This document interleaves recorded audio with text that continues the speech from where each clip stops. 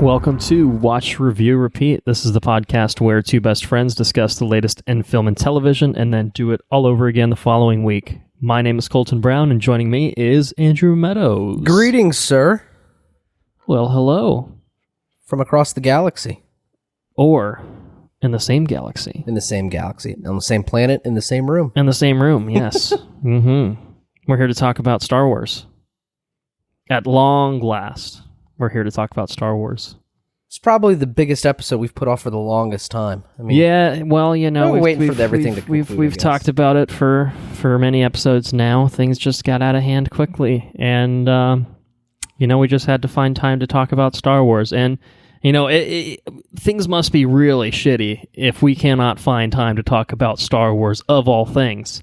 And we finally found the time, which means that things are no longer shitty, which is really good. So yeah, this is kind of an interesting episode, I guess, because it was originally intended to be 3 separate bonus episodes about each trilogy within the Star Wars, the Skywalker Saga. That is not happening. It will not happen. We are covering the Star Wars, the franchise really, in its entirety, with the exception of Star Wars, The Rise of Skywalker, the brand new movie, which has landed in cinemas, the closer to the Skywalker Saga, which we have seen, for the record, but we will not be discussing on this particular episode. We will have a dedicated episode for that coming out soon, and that'll be the best place for our thoughts on the brand new film. And we're not talking cartoons, we're not talking Rogue One or Solo. No, we're gonna keep it contained to the Skywalker Saga, episodes 1 through 8. Right, so gotcha. we're going to be doing the original trilogy, the prequel trilogy, and then 2/3 of the sequel trilogy, the sequel duology. I don't know if that's the right word, but that's what we're doing right now. It's kind of basically a build-up to the Rise of Skywalker, so that theoretically, if a listener were to happen upon this episode here and say, what should I do? They can listen to this episode, and then they can move right on into our coverage of the Rise of Skywalker and have the complete Skywalker Saga watch, review, repeat coverage at their disposal. So this was originally going to be a bonus episode, which means we're going to structure it much like a bonus episode. We're not going to do any news or anything like that. We are pretty much just going to go straight into things. There will not be really much of a timed exclusive period, unfortunately, for the patrons. This will go up on the regular feed, hopefully as soon as we can practically get around to editing and getting it up on the feed. So there may be some window of exclusivity, but I am not going to tout the Patreon right now because I feel like it may be in poor taste to do so. So I apologize for, not being able to get into deeper conversations earlier throughout the month, but again, circumstances just played out the way that they did, and this is unfortunately the best we can offer. But fortunately, we have some good stuff we can offer to our listeners. Don't even worry about it. Don't even worry about it. So, Star Wars, man, it's I think it's probably not a hot take to say that it's one of our favorite franchises of all time, like generally speaking, right? Absolutely. We're sitting in a room that is... There's lots of Star Wars in this room. I mean, looking around, pretty much every direction that you look, there is Star Wars represented in some capacity. We have the late, amazing Carrie Fisher represented on the wall. We have a canvas painting of a scene from Star Wars: The Force Awakens. We got some Sith and Jedi holocrons up on a shelf up here, which is pretty badass. Some posters of the original trilogy. The lightsaber would be in here as well, but I was playing with it in the living room. Okay, yeah. So we do have a lightsaber, which is currently sporting a red kyber crystal. Is that right? That's right. Got that for Christmas. Yeah, well, it's pretty badass. Very menacing. Very menacing. We've got lots of Funko Pops here. A favorite. Amongst ourselves, maybe not amongst others. And we have the Millennium Falcon up on another painting here.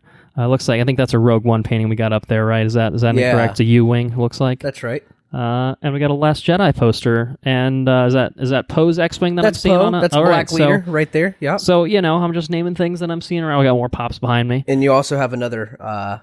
You got a waterfall X-wing, U-wing, and we got more Star Wars behind me. So literally every wall of this room that we're recording in, the man cave, if you will, is covered in Star Wars, which I think is indicative of certainly your feelings on it. But fandom, it is large. My like Star Wars. Literal bedroom is very similar. Well, yeah, it's actually pretty similar. I actually don't have my Star Wars pops in my room. They are out in Very nice. like the den space, but I have a couple canvas paintings. I've got one of Rey.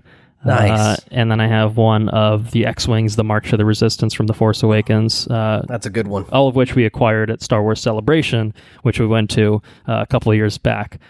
Spent loads of money on Star Wars merchandise then, had a blast, slept on some concrete floors to wait for some panels, which we sort of got into. I can't think of another franchise that'll drive me to sleep on a concrete floor. Well, and that's just it. I mean, that is just it, really. So Star Wars means a lot to us. I have to imagine, it means a lot to, I think, a lot of people, not just here, not just in America. I think the world over too. Sure. I think it's a franchise that does perform historically better domestically, but I do think it has a pretty good reach, especially in Europe. I think Europe has a great footprint into, and it's a great franchise. I think when the first Star Wars came out, kind of took the world by storm. Yeah. And obviously neither of us were alive to actually, personally talk about our experiences then, but our parents were, and maybe they cared, maybe they didn't. I know my dad saw Star Wars when it came out in theaters, which is awesome. That's an experience that I wish I could replicate, but we just came out a little too soon. But lo and behold, we did have our own set of Star Wars films that came out when we were kids too, which, even if we weren't swept up into the Star Wars mania before the prequel trilogy came out, I think we kind of got entangled with it as a result of that too. Sure. So, so more generally, I just want to talk about Star Wars in general. And then I kind of figure we'll kind of go maybe a little bit more in depth with our personal connections to the franchise, to the films. Okay.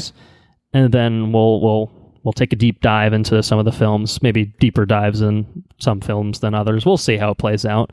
But we got a lot of Star Wars to talk about, and wouldn't you know it, we could talk a lot about Star Wars. So we'll see how unwieldy this episode becomes. But Star Wars, came out in 1977. The original, at the time, called Star Wars, since been retitled to A New Hope, right. Episode 4. It was, I think it was kind of one of these things where, you had a writer and director in George Lucas. We owe a lot of credit to George Lucas. He is the visionary behind the Star Wars franchise. And though he is no longer involved with it on a personal level, it's still very personal to him. Mm-hmm. And it's something that, for better or for worse, George's vision is really what made this franchise what it became. And George Lucas is so much more than Star Wars, too. This is true. Industrial Light and Magic is the name of his special effects company. When Star Wars came out, it pioneered special effects as we know it, and I mean it's essentially the beginning of what is today special effects. All CGI and everything, it all roots back to George Lucas's pioneering techniques and everything in order to manipulate the film in order to make what we see on screen. So it's we wouldn't have near the breadth of special effect capabilities if it wasn't for George Lucas. So he is definitely a visionary for Star Wars, but his innovations in film development and special effects and everything, they really paved the way for modern entertainment. So it's and honestly, I mean, I think when Star Wars came out in 1977, I think it was recognized at the time for having these groundbreaking effects. And honestly, we'll talk about it obviously when we get into the films themselves. A lot of them are still excellent to this day, sure. Which is the mark, that's kind of one of the true tests of visual effects is, do they stand the test of time? And there are very few occasions, if at all, in the original trilogy where that really crops up. I think you see it more so. I think when you look at characters and you look at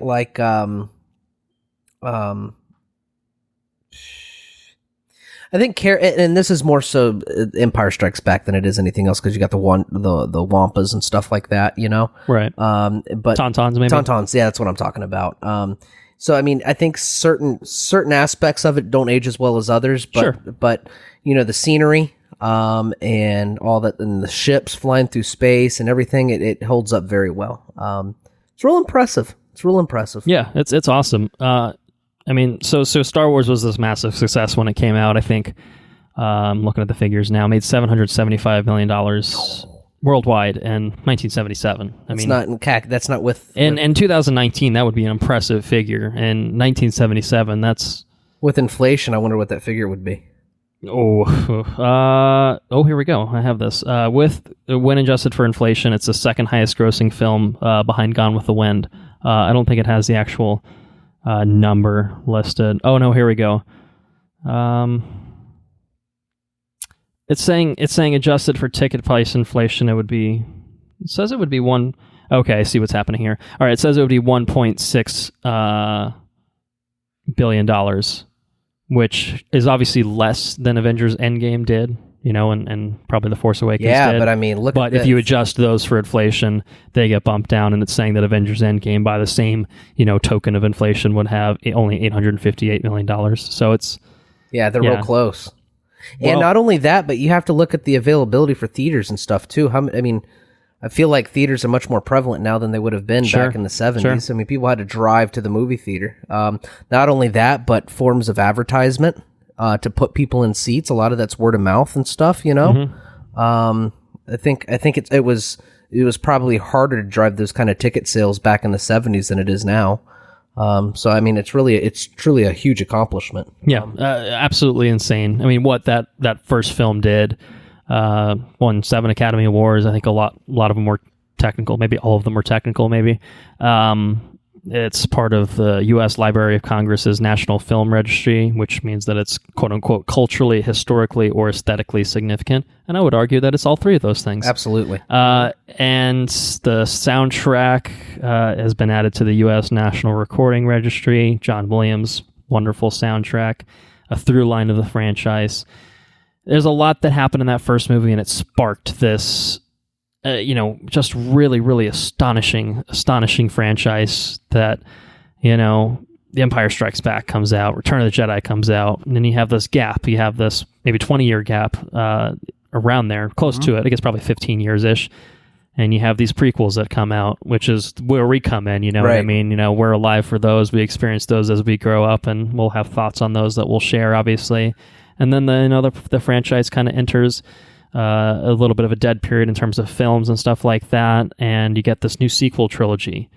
Disney acquires Lucasfilm, groundbreaking deal. I think they spent $4 billion to get basically Lucasfilm, which is in fact the Star Wars license, and a couple other things, Indiana Jones and such as well. Right. But ILM was the big... I think ILM was the Star Wars franchise makes money, don't get me wrong, but having in-house production with ILM is fucking huge when you factor in the cost of special effects and everything. I mean, what did it cost to fix Sonic?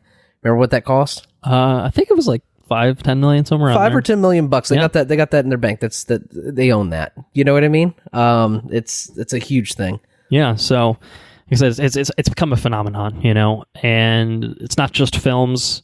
It's now TV shows, live action TV shows now, but obviously animated TV shows, a one-time holiday special, Once Upon a Time, for those who remember such a thing.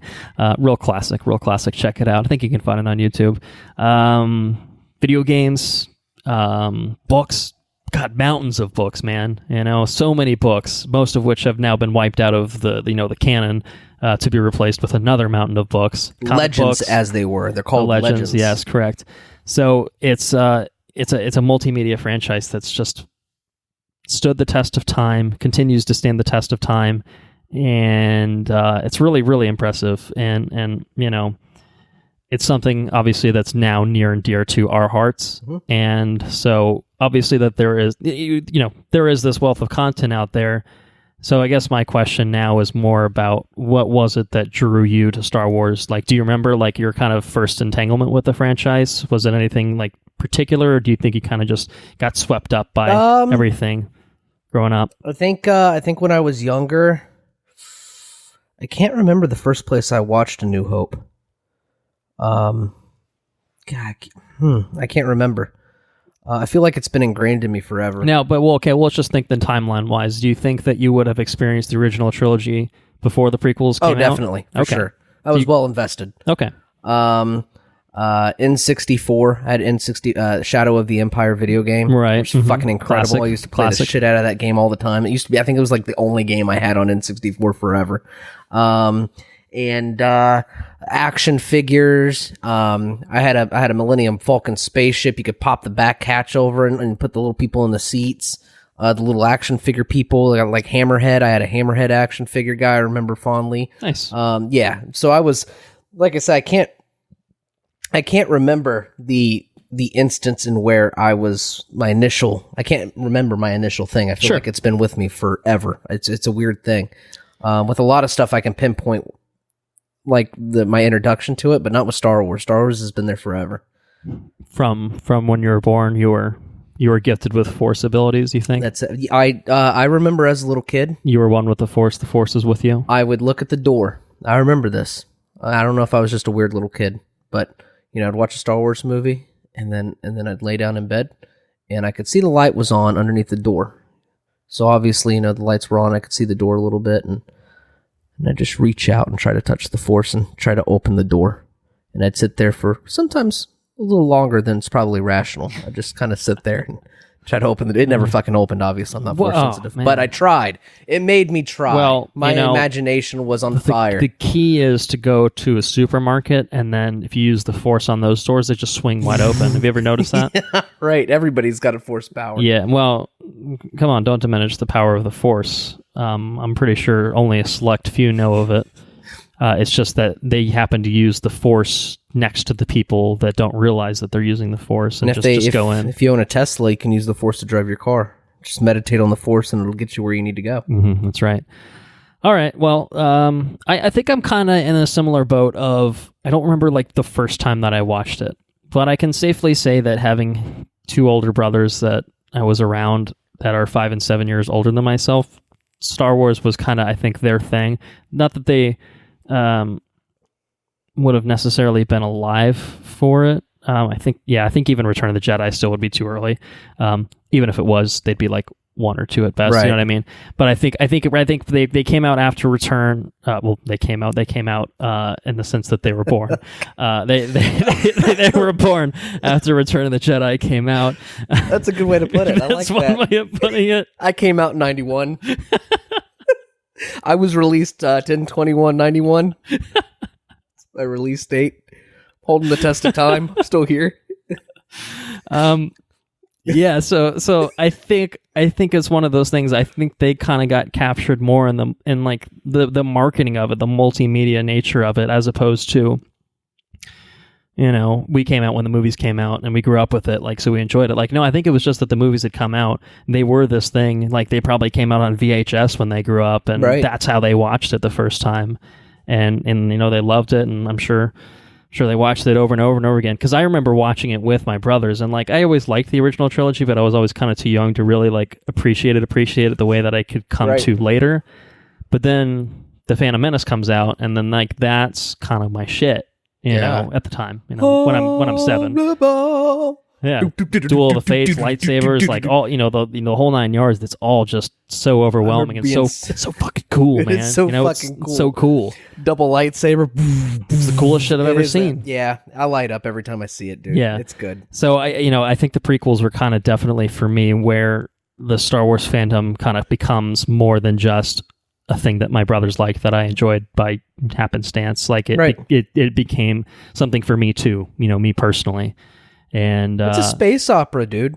When you're a little kid, I remember building Lego ships. I just want to build spaceships out of the Legos, and it, like I said, it's, and you fly around my ship, will beat the hell out of your ship, and you blow up kick the other kid's Lego, block because it's a piece of shit and it's not your Star Wars ship. I used to do all that. I used to make Y-Wings out of the Legos. I like doing that. But side note, what I'm getting at is it sparked an interest in me in space. I didn't know anything about space before Star Wars. I think if it wasn't for Star Wars, I really don't know what the interest would be in space. You know what I mean? It's a I don't know, it helps shape who you are. You grow up with it. It's a cultural thing. For sure. Yeah, it's really fascinating that something like Star Wars can kind of shape who you are as a person. Yeah, and I think one of the most interesting things is we both kind of grew up on Star Wars by virtue of the prequels, which I think in turn made us grow up on the original trilogy too, because they are so close to each other and kind of necessary viewing for one another in a well, maybe one way more than the other, but you know what I mean? Like that like it became our thing as we grew up, and then 2015 comes along with The Force Awakens, and we're now adults. We're fully functioning adult. Well, fully functioning, maybe arguable sometimes, but we are adults, for better or for worse. And here comes more Star Wars and new Star Wars. You know what I mean? And it's just kind of like, yeah, we've had this wealth of Star Wars around us, but there's something about films that adds like that kind of new wrinkle to it. Like it feels like the next chapter for Star Wars, and so to be able to now experience it from like where we stand now, to now have seen the Rise of Skywalker, to see the end of the Skywalker Saga, if you will, when we're in our 20s, it's such a different experience than it was when we watched the prequels. Obviously, they're different movies, very different movies, but just the experience itself is also different, and I think that's kind of noteworthy to talk about too. So it's been a really fascinating kind of ride with Star Wars. Now we have Star Wars and Disney fucking parks, which you've talked about on the podcast before. I haven't been there myself, and it's cool. Rad. Like you can kind of live Star Wars. You know what I mean? Like, they have that hotel coming out soon where you'll just be integrated into the Star Wars world for like literally like a day and a half. For like $1,000 or whatever. But still, you know what I mean? Like you can live Star Wars now, and like we've kind of lived Star Wars in our own little way. Yeah, and that's really cool. So. Yeah, why don't we go ahead and dive into things? Yeah. One more thing before we dive into it. I think that the marination period between each trilogy, because they're almost like their own little trilogies, is that says a lot. I mean, I watched old movies first, the original trilogy, and I thought it was awesome. And then when I was younger, it was like, oh, I got into these movies, and then immediately after these prequels come out, so that's good, that's awesome, right? And then as we're adults, like you say, the next ones come out, so you have a long hiatuses between each trilogy, which the original trilogy to the prequels wasn't a big one for me, but it would have been big for people that enjoyed it before. Along with that comes when you approach the films, you're just a drastically different person every time you revisit the saga, which is interesting. Like the first time first time I watched Star Wars, it's space. You got lights, laser swords. It's all surface shit. You know what I mean? You got that bad guy that chopped off his hand. Blah blah blah blah. We'll get into it. Hopefully, it's not spoilers. But every time you revisit the films, at least between each hiatus, you get something different from it. Now I can appreciate the relationships between the characters a lot more than I did when I was younger, way younger. The prequels, we'll get into it, but I don't find them as appealing as I did when I was a kid. May not have aged as gracefully as some other films, sure. So it's truly a work of art every time. Well, I mean, it's more to say that, it's just aging and appreciating different things, I guess. It's not necessarily making it a work of art, even though it is. But Star Wars is one of those things you can get something different from it every time you look at it, and I think that makes it a good work of art. Yeah, so. No, and that's a really interesting way to look at it, because this is now the latest time that we've revisited the saga, and it comes at, like you said, a different point in our lives. So this is the perspective we will be offering for our current perspective in our lives, mid-20s, getting into late 20s, I guess. But we've been adults for a few years. We've seen Star Wars a few times. We've seen all the Star Warses a few times. Yeah. So certainly something that we've lived and breathed for so long now that it's kind of second nature to us. But nonetheless, going back to it, you see different things. You pick up on different things. You appreciate things. You maybe don't appreciate things as much. Stuff like that, it's really interesting. So to kind of follow up onto your hand shopping comment, that happens a few times in the franchise, for the record, but this will be full spoilers for the entire Skywalker saga, with the exception of Star Wars: The Rise of Skywalker, which we will not be talking about on this episode. Once again, for anyone worried about that, we will contain our spoiler coverage to our spoiler coverage on the Rise of Skywalker episode. Having said that, we have seen it. And it does go without saying, I think these are going to be kind of just open-ended conversations. So, I mean, there's not going to be a designated non-spoiler spoiler section. No. Yeah, we're just going to dive in. We'll tee up each movie, and we'll just kind of dive in and talk about what we feel like we should talk about. There's no real structure for this. It's just a conversation. It's a conversation about Star Wars, and we'll try to keep things on track as much as possible. Again, because this could get very unwieldy if we do not restrain ourselves. But yeah, it's just Star Wars, man. We're just here to talk about Star Wars, and we hope people enjoy us talking about Star Wars. We hope people enjoy two passionate fans talking about Star Wars. Now, let's just, we're not the only two passionate people in the world that, that feel that way about Star Wars. There's people far more passionate than us. That is true. There's people far less passionate about it, or far more passionate in a bad way, you could say. And I think that we have a positive outlook on Star Wars, regardless of our personal feelings for some of the films. We obviously have our preferences, but I think we still hold things in high regard. And so I think we'll try to be respectful, I think, kind of throughout our conversation, and not, a constructive conversation, I think. Yeah. And, just talk about the things we like, things we don't like, things that stand out for us and such. And, it's just kind of designed so that our listeners can kind of get a sense of how we feel about the franchise, how much it means to us, how we feel about certain films, moments, and stuff like that. And if nothing else, maybe it's a good precursor to our Rise of Skywalker coverage, which has obviously been kind of divisive critically. So it will kind of help inform our stances, I guess, as we move into that coverage as well. So without further ado, may we dive in? Star Wars Episode 4. Star Wars Episode 4, A New Hope, released May 25th of 1977. Written and directed by the one, the only George McClunky Lucas. Stars Mark Hamill, Harrison Ford, Carrie Fisher, Peter Cushing, Sir Alec Guinness, apologies, Anthony Daniels, Kenny Baker, Peter Mayhew, David Prowse, and James Earl Jones. Luke Skywalker joins forces with a Jedi Knight, a cocky pilot, a Wookiee, and 2 droids to save the galaxy from the Empire's world-destroying battle station, while also attempting to rescue Princess Leia from the mysterious Darth Vader. Very nice. Very nice. Open-ended conversation.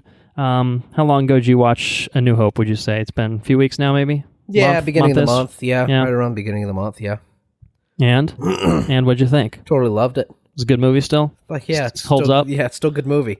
It's the reason it won all those awards, and it's culturally, aesthetically, and whatever else significant and such. Yeah, definitely. You get your introduction to Darth Vader like within seconds. It starts like every other Star Wars movie, which I think I've always appreciated. That's something we can, absolutely. The fanfare, the opening crawl. I mean, it's the pan down and every time shooting lasers and shit. You always get that intro. I love that consistency too. Yes.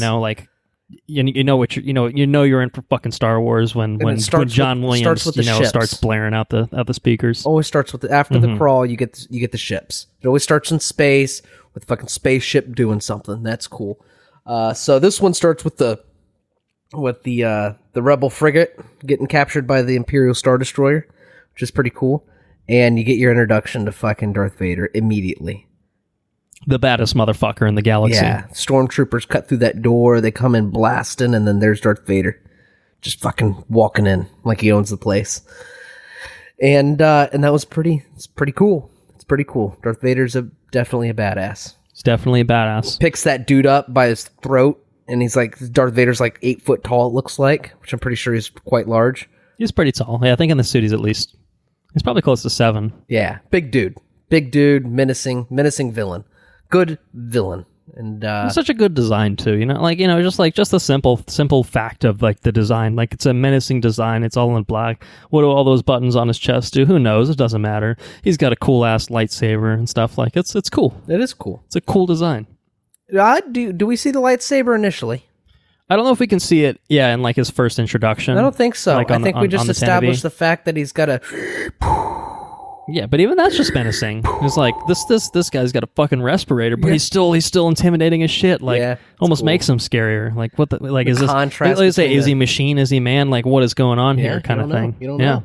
And then you get your introduction to C-3PO and R2-D2 scurrying around the ship trying to get out of there. Mm-hmm. I think it leads way to say that C-3PO is probably one of my favorite characters in Star Wars. I really enjoy C-3PO. The comedic relief he brings to the show and everything else is just awesome. You get that right. You get that immediately. And the R2-D2's running away from him, and he's doing his best. He walks all clunky like and everything. Mm-hmm. Trying to chase him down. He's always chasing down R2-D2 because R2-D2's a fucking rebel. But it's cool. R2 don't give a fuck. No. But then we go to Tatooine. You know, the droids jettison away from the starship, trying to run away. They have Leia's message. You don't know what the message is exactly. You just know that the princess trusted R2-D2 to deliver a message. So they jettison away to Tatooine, and that's when we get introduced to the moisture harvester. Is that what it's called? Moisture harvester? Moisture farmers. Moisture farmer, Luke Skywalker, and they're harvesting the things that they farm, which is moisture. Yeah. And Luke Skywalker's kind of a whiny bitch. I was gonna pick up some power converting at Tashi Station. That's all he wants to do is bitch. Fucking Luke Skywalker. How old is Luke Skywalker in these movies? Yeah, I mean probably 18 to 20, somewhere around there. Is he? Yeah, I think he's intended to be at least. Okay, because I don't know, he just acts younger. He's just I don't know. He's sheltered. He's a sheltered little boy.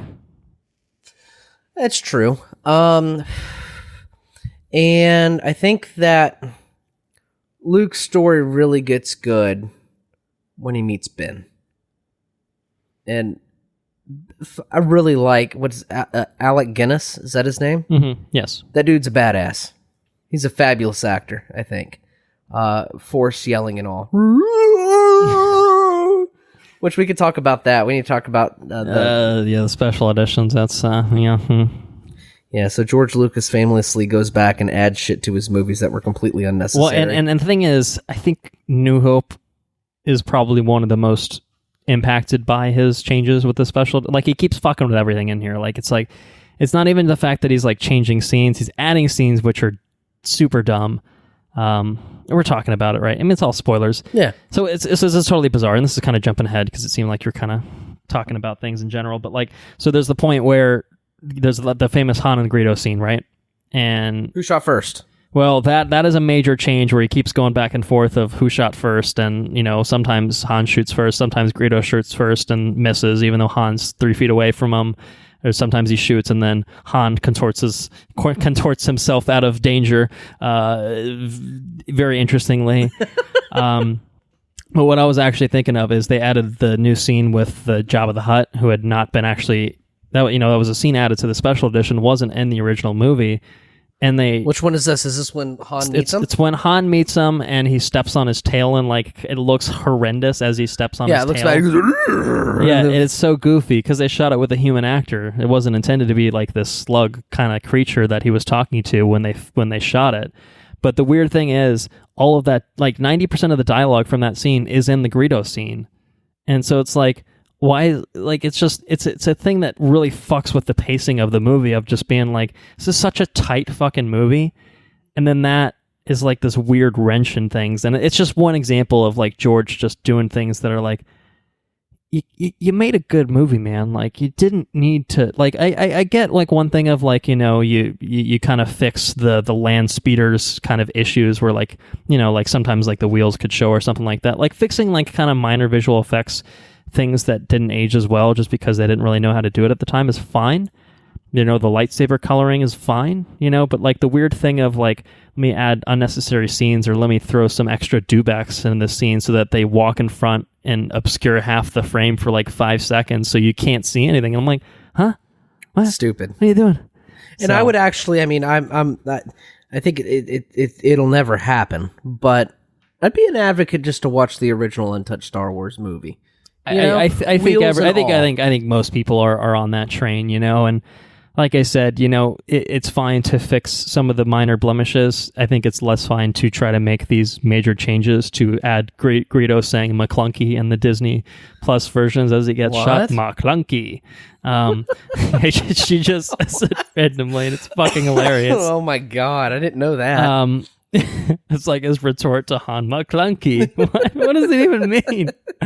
But it's just, it's just those little things. Like, he always tinkers every time there's a new version of it, and it's just kind of baffling.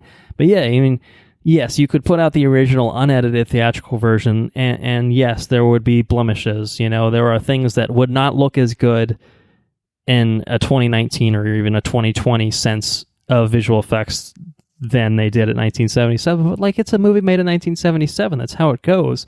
Right. And the mere fact that so much of it holds up in spite of that, I think, it's just kind of a testament to the fact that, like, no, you'd be okay to leave it untouched.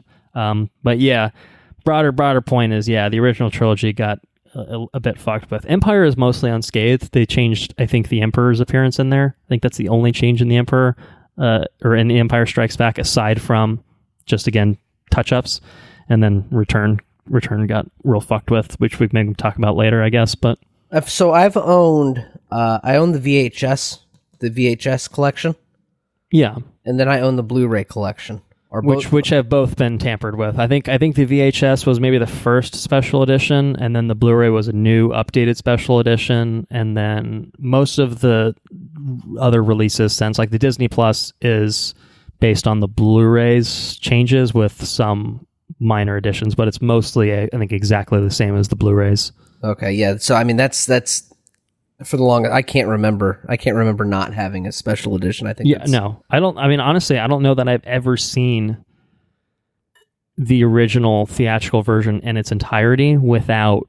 I've seen scenes of it, and like I've seen like people make comparisons online and stuff like that, but I don't think I've ever seen like a fully unedited theatrical cut of Star Wars. Yeah, so I don't know, which is kind of unfortunate. But you can certainly tell. You can certainly tell what was added and what wasn't. It's very and I think that's the problem, is that it's not seamlessly integrated. Like the touch ups are. You don't realize that it's the things that it's just like, oh, that's bad CG from 15 years ago that's slapped on top of this scene. Right. That's especially the singing lady. Choice, George. The singing lady with the snout with the small mouth. Yeah.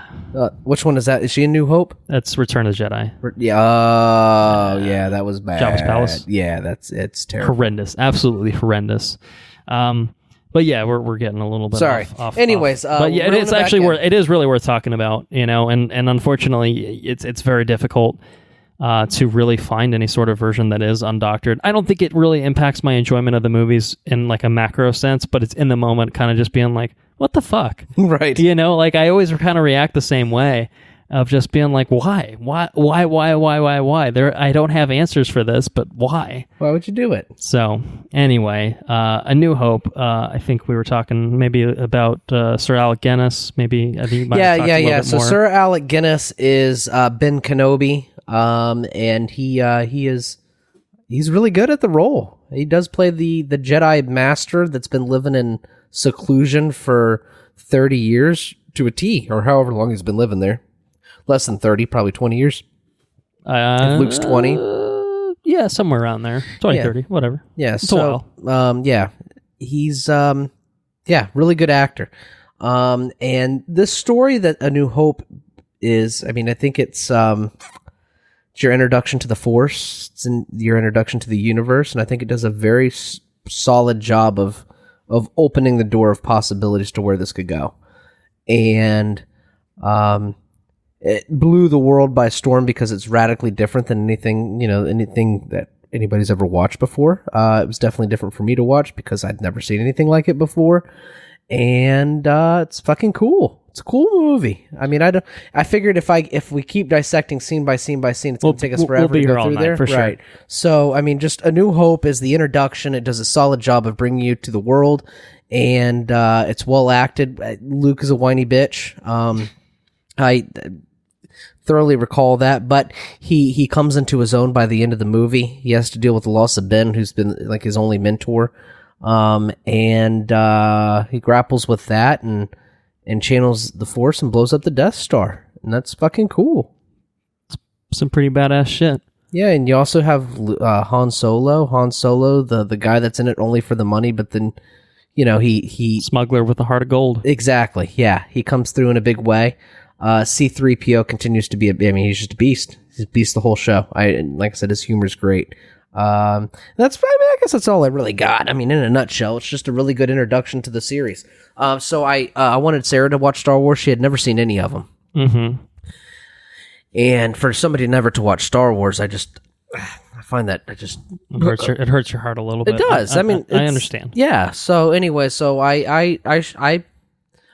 I introduced her to Star Wars the way I was introduced to Star Wars, which is the original movies first. Watch the originals and then prequels, and then we'll go watch the sequels and movies and stuff. So she went through it that way. And she likes the prequels. She likes the prequels the most, from what I gather, which is pretty cool. Not the prequels, the originals, I should say. All right, I was just saying, I'm gonna bite my tongue right now, but no, she likes the original movies the best, which is cool because I think they're probably the most solid. So that's how I introduced her to it. And it's fun. It's probably fun, even from your perspective, to kind of go through that experience of I am showing this. So I'm introducing, the world of Star Wars to this person. It's a big thing for people. Yeah. With as much as a social and cultural iconic film franchise as it is, people that have not seen it are often very intimidated by it. There's just, oh God, there's just so much. I don't know I don't know how to get into it. I don't, it's daunting to have all these people that are into this franchise and I don't know anything about it. I don't know where to start. And it's real simple. You start from the beginning. Just start from the beginning. That's all you got to do. And you can dive where you want to dive and look into things all you want and everything else, but just try your best to check your expectations and what you think at the gate and just try to enjoy a movie. Just go and watch A New Hope. And then go. It's fine if you don't like Star Wars. No, too. that's totally you know okay. What I mean? It's totally. That's not what I'm saying. What I'm saying is, I'm saying that as a follow up to if it's not for you, that's okay. That's fine. You know what fine. I mean? But don't be intimidated by it, and don't try to see. When Sarah originally watched it, she wanted to ask, "Who was this? What is this? What's going on here? What's this?" Listen, check all of it at the gate, and act like you're a person going to see a movie for the first time. This is the first movie. This is where it started. Just watch it. And then as things get layered on, all of your questions will get answered as you continue on. And if I know that they're not going to get answered in the movie, well, then I might pause the movie and answer your question or whatever, but it's probably irrelevant. So just watch the movie. Just watch, A New Hope, and then pop in the next one and watch Return of the Jedi, but Empire Strikes Back, and, just follow the series. Just watch it. And don't be intimidated by it. That's the biggest thing. If you're listening to this and wondering if you should get into Star Wars, I would say yes, you should get into Star Wars. It's an awesome franchise. But just watch A New Hope. It all starts with A New Hope. And you'll know very quickly if it's for you or if it's not. Because it's what it is. It's an excellent introduction to the series. So yeah. Well, I wholeheartedly agree. It's the perfect introduction to the series. And I think there's a reason that it sparked this franchise that can be overwhelming for some, for people who haven't kind of been participating.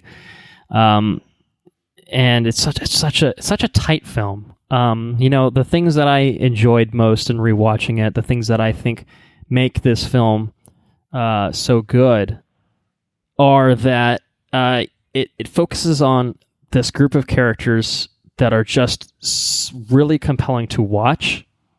And not only are they compelling to watch, the way that the story is kind of unfolded just endears you to the characters. Or in a really I can't think of a movie that's edited as tightly as this. Like it's so perfect in the way that it introduces characters. You talked about the Vader introduction. You get Vader. You get your introduction to the droids. You get 3PO and R2-D2. You get your introduction to Princess Leia. You get Tarkin in there, and then the droids go down to Tatooine, and then they just happen to get sold. And who do they meet but Luke Skywalker, who runs into some trouble? And who does he meet but old Ben Kenobi? And they need to get to Alderaan, right? So they go to the cantina, and who do they meet but Han Solo? And now all these characters are characters that are near and dear to us. Maybe not all. Tarkin's cool. We appreciate Tarkin, but you think about Luke, Han, Leia, quintessential trio. Some of the best film characters, quintessential Star Wars characters. The anchor points for the sequel. You know what I mean? So just so organically. But it's such an organic feel and flow to this movie, and that's why I think it works so well. And I think that's why it works so well as an introductory piece. Is you can ask all these questions about who is who, but it kind of gives you a lot of that, I think, within this movie. And I think, I think the other movies aren't really as tight in the same way because they expect you to have some level of knowledge walking in. But here it's really designed so that for a first-time viewer, in 1977, that ain't seen anything like this. it's mind-blowing. And it's mind-blowing not because of the technology, well, not only because of the technology, but because these are characters that we can understand, that we can appreciate, that we can grow to love, and we can see their arc. We can see Luke's growth from whiny baby to, eventually Jedi Knight, but, here just a hero. Right. It's the hero's journey. It's a classic hero's journey story. And it's just told so well, so organically, as you said, to this just super cool backdrop. I mean, I think that's a lot of the things that grabs me is like, it's a cool fucking backdrop to all of this. Lightsabers are cool. Jedi are cool. Darth Vader's a badass. He's scary. What's going on with him. And it's so cool to... space dogfights, the Millennium Falcon's a cool looking ship. Like this, everything about it is just such a cool aesthetic about it. And I think that's kind of the window dressing, but there's a lot more substance to it beyond that. And I think that's what completes the package is right. you not only got a cool looking thing, there's lots of cool looking things out there, but it's a cool looking thing that really is infused with so much heart and so much spirit that it you can tell it was a work of love when it came out. And it's incredible. And I think the thing is, George Lucas deserves tons of credit, but this movie was the product of much more than George Lucas himself too.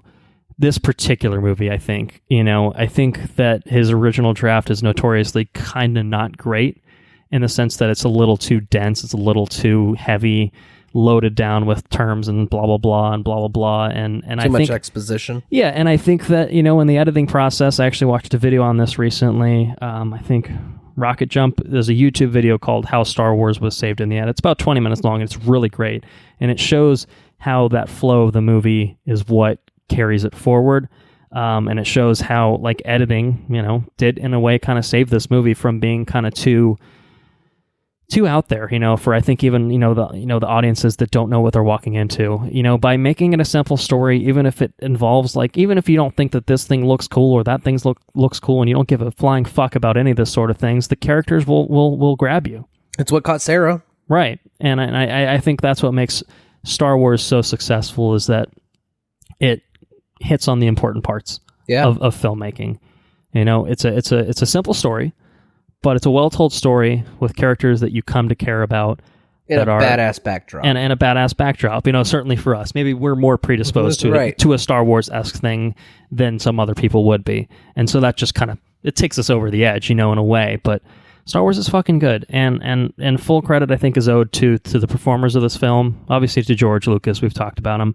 To the editors, producers. But, Mark Hamill, Harrison Ford, Carrie Fisher, quintessential trio, the anchor points for the original trilogy through the sequel trilogy as well.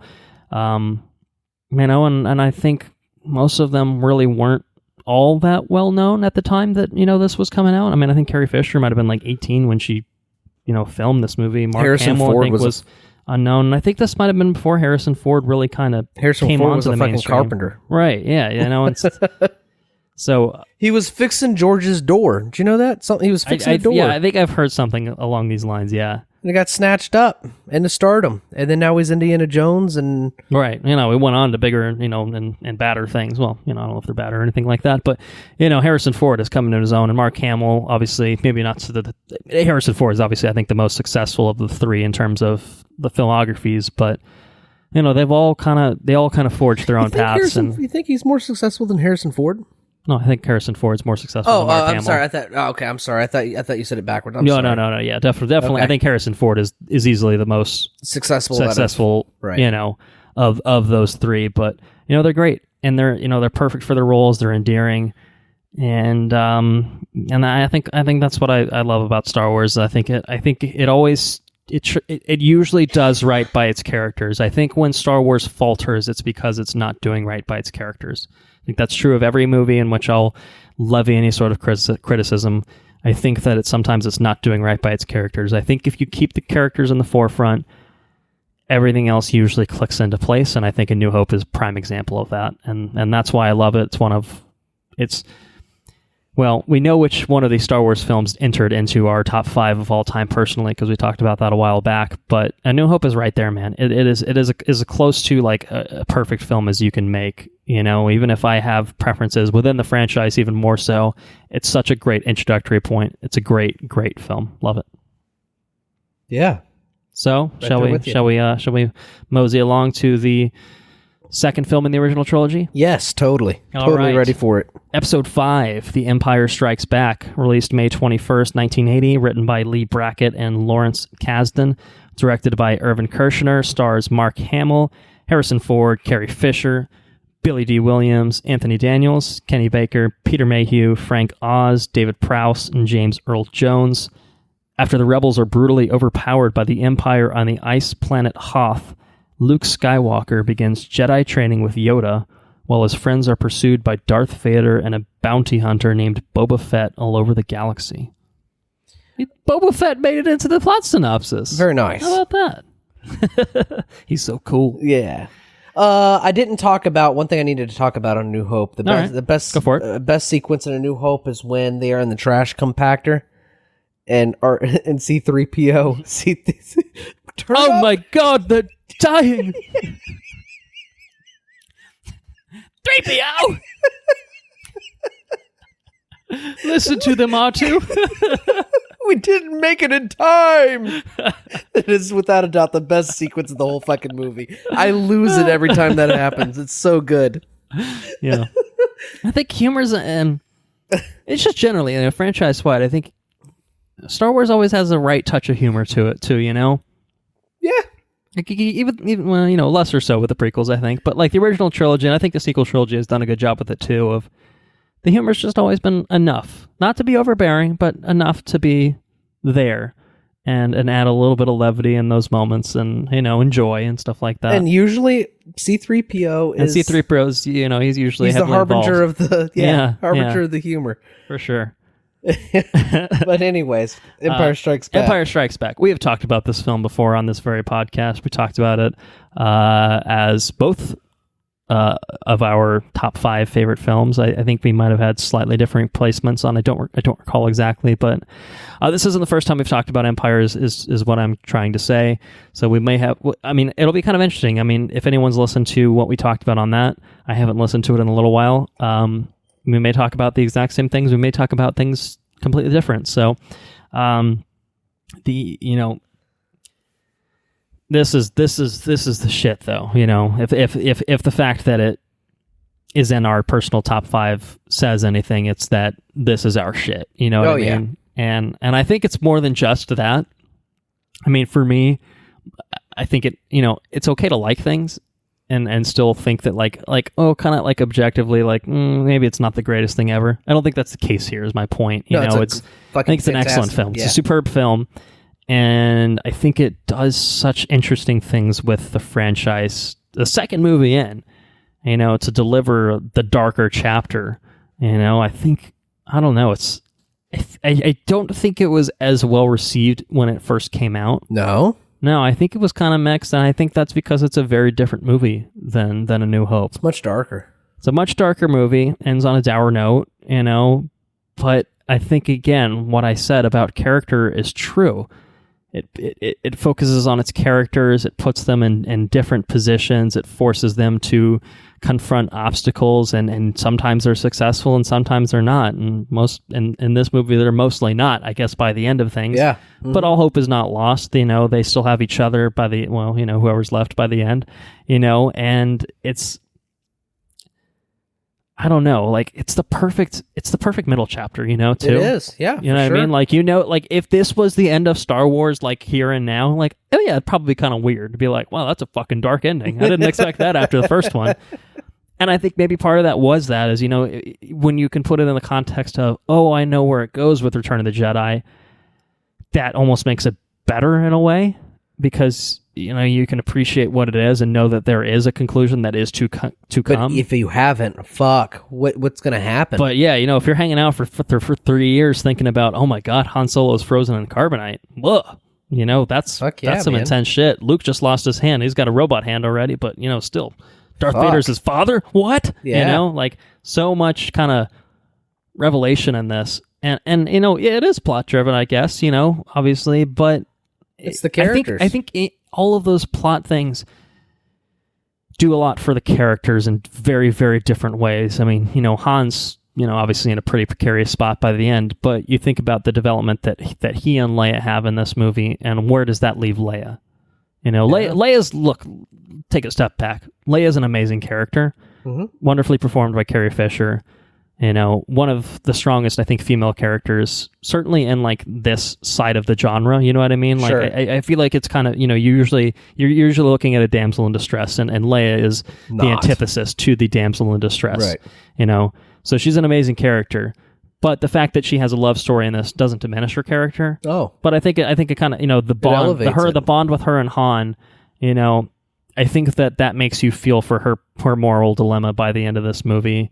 And so it still works, even if, you know, I mean, she's been through a lot of personal turmoil too, but I think that's part of why she's been through that turmoil, and to see where she ends up at the end is, you know, that's a great personal struggle for her. And then Luke just learned that, you know, Daddy is he's the baddest motherfucker in the galaxy. You know, he's the one that killed my mentor from the last movie, and you know, and he lied to me about who my dad was in effect. So it's just kind of like, you know, it's a huge momentous kind of shift for Luke as a person, and for Leia. Leia has no planet now. She's a princess without a planet. Just really rough. They're all in real rough situations. They're on the run from the Empire, just barrowing down on them, you know? And I love that, like the oppressive nature. I should rephrase. I love that the Empire feels like a real fucking threat here. Yeah.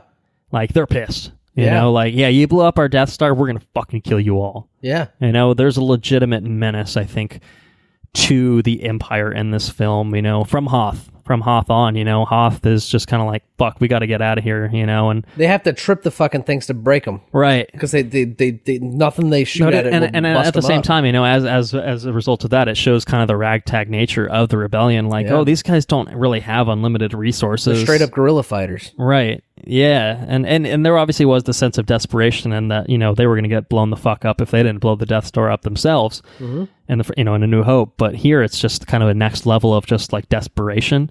Yeah. And I enjoy that. I enjoy that there is just that aspect to this movie of things aren't going right. You know, things aren't going that well. Yeah. I know. And how do you respond to adversity? Like, it's a really, really cool kind of thing to be like the focal point of the sequel to this fucking massive hit, is to go in like a weird dark direction. Like, it's I don't know, it's such a brilliant move. It is a good move. It's true. I mean, you have the Empire of the fucking galaxy, the whole galaxy. The Empire, you just blew up their star weapon. You know what I mean? Like you say, they're pissed. They're barreling down on you. They're really cranking down, and they're going to find you no matter where you hide, and they're going to take care of you, you know? And for Luke to leave, this is your introduction to Yoda. Yes. Yeah, and Yoda's been locked up, or he's been in isolation since, you know, Order 66 or whatever it was, you know? Right. And Luke's trying to train to be something more, but at the same time, he's getting more in tune with the Force. His powers are growing since he's starting to dive into them, and now he's played with visions of the pain of his friends and everything else, and he has to leave his training. He can't stay there anymore. And then for him to leave that and to go and get his hand chopped off, find out his dad's the worst person in the universe, it's rough. Or in the galaxy. It's not necessarily the universe, but it's galaxy. But real good shit, man. And like you say, it's all character driven. And the growth, I mean, yes, it's a sequel, so you see the character arc from the very beginning. And you see the through line all the way up to where they end at the end of this movie, and they're drastically different characters, which is awesome. But in the movie, in and of itself, there's a huge trajectory there too, and that's worth noting. And like you say, it's brilliant to have it end on a high note in the first movie, and then see the repercussions of their actions within the universe. There, it's pretty cool for sure. And I think, you know, on kind of another note, the cool shit of this movie is this is the kind of first opportunity for Lucas and company to bring us to new places, to explore the galaxy. Right, exactly. So you got Cloud City, Bespin, even Hoth. Even Hoth is new, you know what I mean? I feel like... first real introduction to the Force. I mean, don't get me wrong, you used the Force before, but the Force was just voices. Right? I mean, just using it as a reflex and using it as I think we get a little bit from Ben in the first one, and then this is Yoda really kind of fleshing out, its energy floating binds rocks. us, like you really do kind of get an expansion of the mythos as well. Dagobah is another planet that we spend a good amount of time on. So it's cool to see that kind of the lore, like the expansion of the lore of here's a little bit more about the Force. Here are some new settings, and here are some new characters. Yoda. I mean, Yoda's a fucking amazing character. He is. His introduction is hilarious.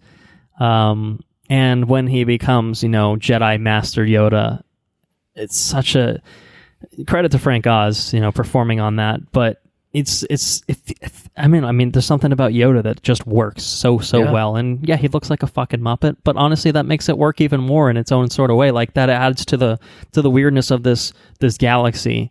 Is that he's a much more believable. Judge me by my size, do you? That's Yoda. Like hell yeah, you got this 4 foot tall little green Muppet, and he can lift a fucking X-wing out of the swamp. Like holy shit. Yeah, mind blowing. You know what I mean? It's awesome. So good. And speaking of cool, Mr. Lando Calrissian. Lando, yeah. Fucking Lando, man. Gotta love Lando. Gotta love Billy D as Lando. What a classic Star Wars character. Well, hello. What have we here? Yeah, he's awesome. And I was a smooth talker, and this deal keeps getting worse. Perhaps you think you've been mistreated. It's good. So I enjoy that as much time as we spend with developing the characters we have now grown to love, it still throws you some new bones too. It gives you some new characters to wrestle with, and who become endearing in their own right too. Sure. Mm-hmm. For what I mean. So it's an excellent film. Plus Boba Fett is so cool. So cool. Boba Fett. Boba Fett. To be fair, I think he does more in this movie because he pulls the whole maneuver of like the Falcon like escapes with the trash, and Boba Fett's just like, yeah, I'm too smart for that shit. He does. He follows him, so he's got a little bit more of a presence in this one than maybe the next one. But it's an excellent film. Again, I would reiterate, and again, I can't promise if you're going to hear something very similar or very different, but go back and look at our top 5 favorite films of all time episode. I think it was 100, no, episode 100. I could. Yeah, I think so. I think we tried to intentionally time it to be all cool. Like, go listen to our thoughts on Empire Strikes Back. From probably a year ago, roughly. I think that might be an interesting kind of thought exercise to see if. Well, certainly we still feel strongly about it, but I think it'd be fun to kind of hear a different perspective on it and to see and it might be how more the conversation finely, changes. Dissected as well. Maybe. Yeah, just because it's the I don't know. We were talking about top favorite movies and stuff, so probably different opinions are coming to light in that one. Absolutely. So any last minute thoughts on Empire? No, fabulous movie, excellent score. And excellent evolution of the characters.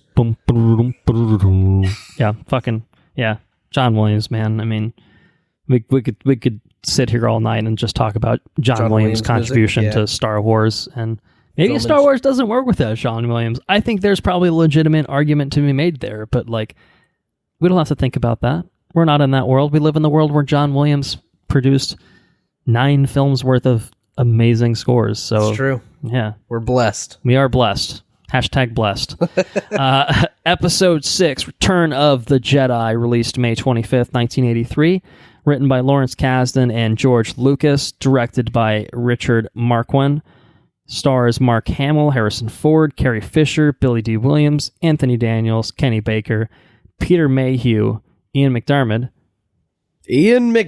the Senate, Frank Oz, David Prowse, and James Earl Jones. After a daring mission to rescue Han Solo from Jabba the Hutt, the rebels dispatch to Endor to destroy the second Death Star. Meanwhile, Luke struggles to help Darth Vader back from the dark side without falling into the Emperor's trap. the Emperor. Yeah, so I think it's revealed in the second movie that Darth Vader is answering to somebody. I think there's like a... It is, yeah. So there is the scene where we see the hologram of the Emperor, which I kind of I think I alluded to earlier. It was one of the changes that they made when Empire was originally released. They had not cast Ian McDiarmid at that point, so there was a stand-in with a voice dubbed over it, and then one of the special edition changes was they had Ian McDiarmid go in the actual makeup and record the scene, and then they slapped that on top of it, which is, that one's appreciated. That one's good. It's a continuity change. I don't mind that personally. It doesn't, the Emperor has a few different looks throughout the franchise. I think the makeup's a little bit more overdone in the prequels. Yeah, you might say it's a little more subtle in the sequels, and it looks I guess the sequels being the original trilogy, right? And it looks much better in the original trilogy than it does in the prequels. In the prequels, it's too overdone. It's stupid. And the weird thing is, like, the Empire Special Edition is kind of like somewhere in between. Like, it's not quite as subtle as it is, I think, in Return. It looks best in Return, in my opinion. For sure. He definitely looks the best. I mean, he still looks like a sickly old man, but... He looks fucking twisted. But he looks like a proper villain, and he doesn't look, like, comically over the top of, like, right.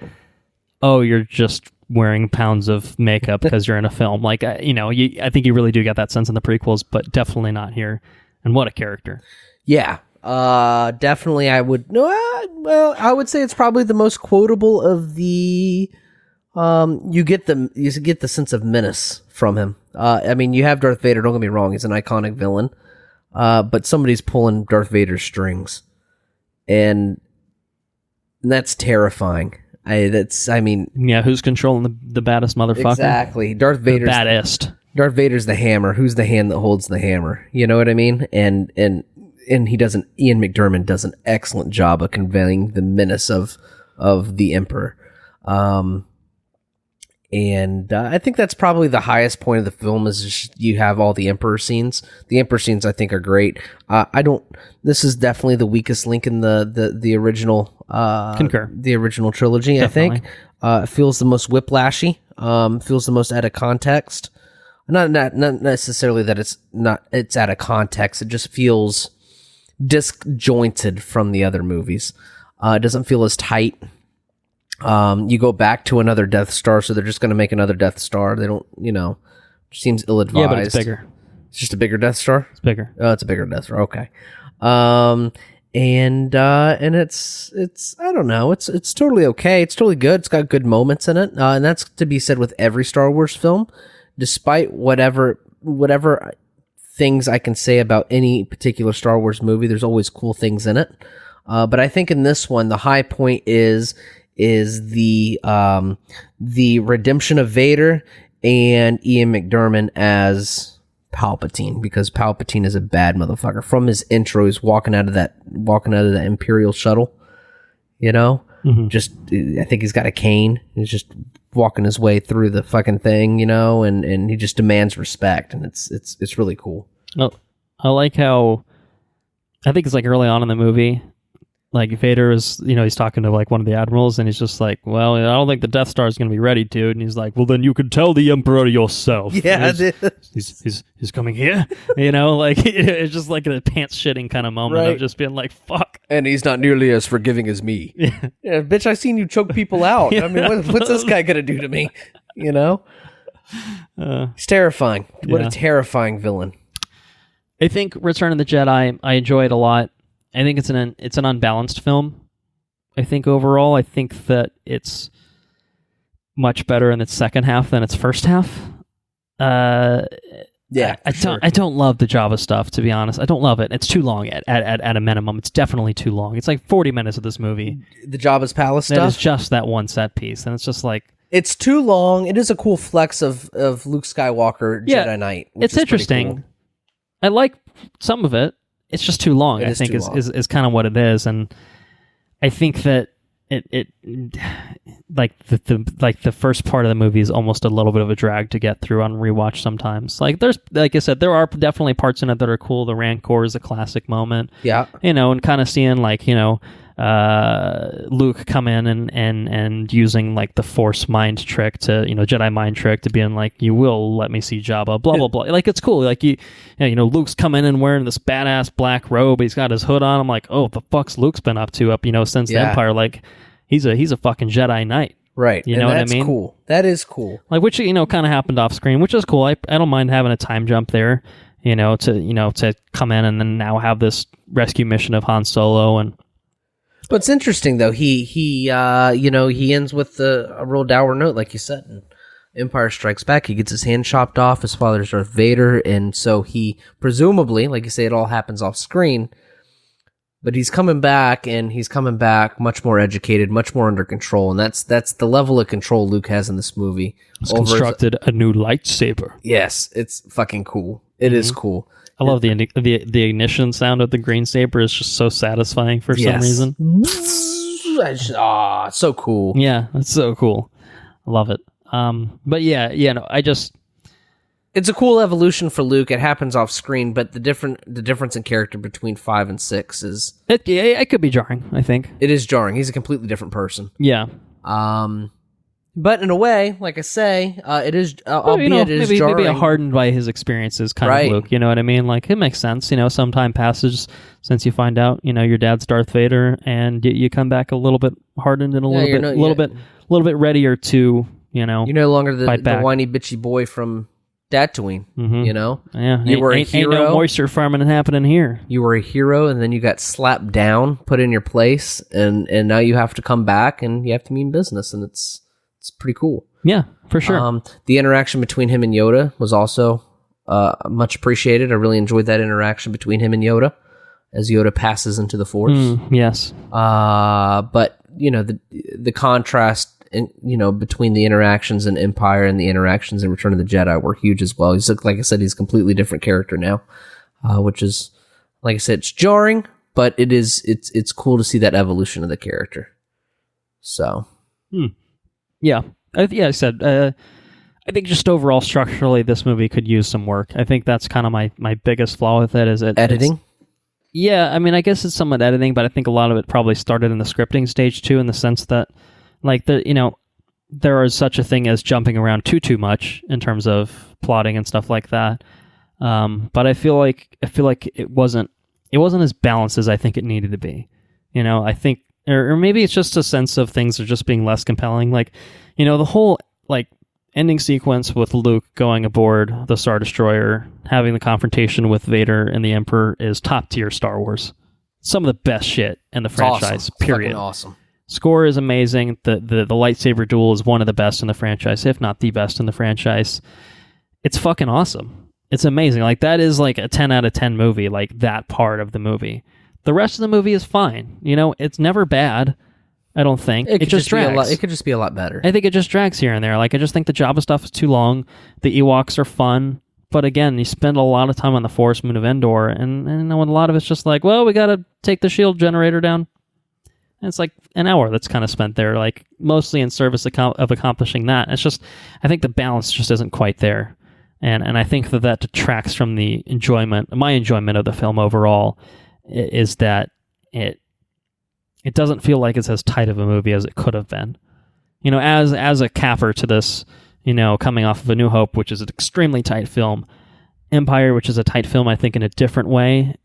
This one is it's its own film, and I appreciate that it's not just doing the same thing in the same way that Empire tried to do something different. Return wasn't necessarily just a carbon copy of A New Hope, even though there is a second Death Star. It's still a different movie. You know what I mean? It's just I just think it just needed more, I think, to kind of strengthen it overall. But like the space dogfight stuff at the end is incredible. I love all that. It's a trap is great. Fucking A-Wing going into the Star Destroyer. Bridge was awesome. And there's some elements in this that I just think just don't work as well as what we've seen in the past. I mean, I like the Ewoks. They're obviously very divisive. I feel like people have softened their stance overall now, but I'm sure at the time people are like, teddy bears? Really? You know what I mean? I still think the Ewoks are pretty lame. Yeah, and I think that's a totally fair opinion. Like, it's fine, but it's like, it's not like the sort of... There's nothing in this movie that, like, rivals, like, I think anything... Like, aside from aside from, again, that throne room confrontation, nothing else in this film comes close to being top tier Star Wars. It's all good Star Wars. I appreciate a new setting. I appreciate, kind of an attempt at a new alien species and having new things that come into the franchise, but none of it just lands as well. Right. You know what I mean? Mm-hmm. Sure. That's kind of how I feel about it. And I also think there's one big plot element in this film which is a bit weird in the context of the original trilogy. The relationship of Luke and Leia being unveiled. Yeah. And, there's nothing really wrong with Luke and Leia being siblings. Like, there's nothing inherently wrong with it, but it's also one of those things of, this was not planned. None of this was planned. I always thought it was funny that Han Solo was jealous of Luke. Yeah. Especially during like the party and whatnot. I won't get in the way. Yeah, right. I thought that was super funny. And it's fun. And I think they play well with it. And I think it adds an interesting wrinkle of, when Vader can read Luke's kind of feelings, your feelings betray you. Yeah. Oh, you have a sister. Yeah. It's kind of interesting because that's what propels Luke into giving into his hate, which kind of plays into the Emperor's hands. Like, it's actually it's really well done. Sure. But I just think the actual revelation itself, it's just one of those things. I'm like, well, that's a bit left field. All right, so the only woman he met in the galaxy happens to be his sister. Well, that's interesting. I think there's an element of that, of just being like, it's a little convenient. But I know it does get him out of Han's way for competing for Leia's feelings, at least in that way. So, and Star Wars does play into convenience sometimes. Sure, some things definitely. But he said it's clean. It's a little too clean, perhaps. Again, nothing inherently wrong with it. I just think it's one of those things of, well, if you had built to that, or at least hinted at it, without them, kissing in a couple movies, might have worked a little better. You know what I mean? The throne room is definitely the high point. The throne room is the high point. And again, I think it is fucking excellent Star Wars. And that also, I think I think the dogfight is still excellent too. Sure. And then those kind of intercut with each other too. So it's like the third act of this film is fucking awesome. It's a cool ass third act. It is. And leading to Vader's redemption, I think it's a really, really great thing. And I think given the context of the prequels kind of tacked onto it, I'm not sure that it adds a whole lot as much as it probably should have, maybe to the redemption of Anakin Skywalker himself. You're right. But it's still a good moment to see to see the humanity in Vader kind of come out in that moment, and to for the Emperor to go, down the shooting shaft. lightning. It's satisfying, and it's cool, and it's a good moment for Luke as a character to be able to come to terms with that with his father, to be able to bring him back to the light just this once at least, and just long enough for him to take down the Emperor and effectively crush the Empire, with kind of one fell stroke. Although I'm sure the Empire didn't just crumble overnight afterward, but we'll talk about it maybe. Yeah, maybe. Yeah. I mean, I like Return overall. Definitely like it. I would agree. It's the weakest of the original trilogy. 3-1-2. No. Oh, I don't. 2-1-3. 2-1-3. I think that's fair. That's for sure. Had it backwards. 3-1-2. Well, in reverse order, that would be correct. Right. Had it completely backwards. I would agree with that. But it's definitely an enjoyable movie in its own right, and it's a solid conclusion. I think it's a satisfying conclusion by the end. I think it just kind of takes a little while to get there, and I think by the time we get to the end, it's a good conclusion. Obviously, it was intended to be a conclusion at the time to the trilogy, but it's a good CAFR to the story of Anakin Skywalker to Darth Vader too. So, I like it. Good movie. Totally. C-3PO, the Golden God. Yeah, that's funny. Also, Boba Fett got ate by a Sarlacc pit. Loser. What a big loser. All right. Well, I think that's it for the original trilogy, man. I think it's time to move on to greener pastures. Maybe not greener. Maybe not greener. Maybe some pastures with some big doo-doo in them. You and Big Doo-Doo now, Jaja. Big Doo-Doo, Jaja. You saw Big Doo-Doo. Yep. So it's time for us to get into the prequel trilogy. It's a series of 3 films. It is. This is a series of 3 films that have a very tight trajectory. They know what they know the story they're telling. It's true. They are very consistent, for better, for worse. And I think that's, we'll talk about each one individually, obviously, shortly, but this is the only, like, it's kind of weird, like, in spite of, like, my overall feelings about the prequels, which, again, is something we'll get into. Needless to say, I don't love them. It is the most consistent, like, trilogy within Star Wars. Like, we just talked about, like, Return being like, okay, Luke and Leia, okay, well, alrighty.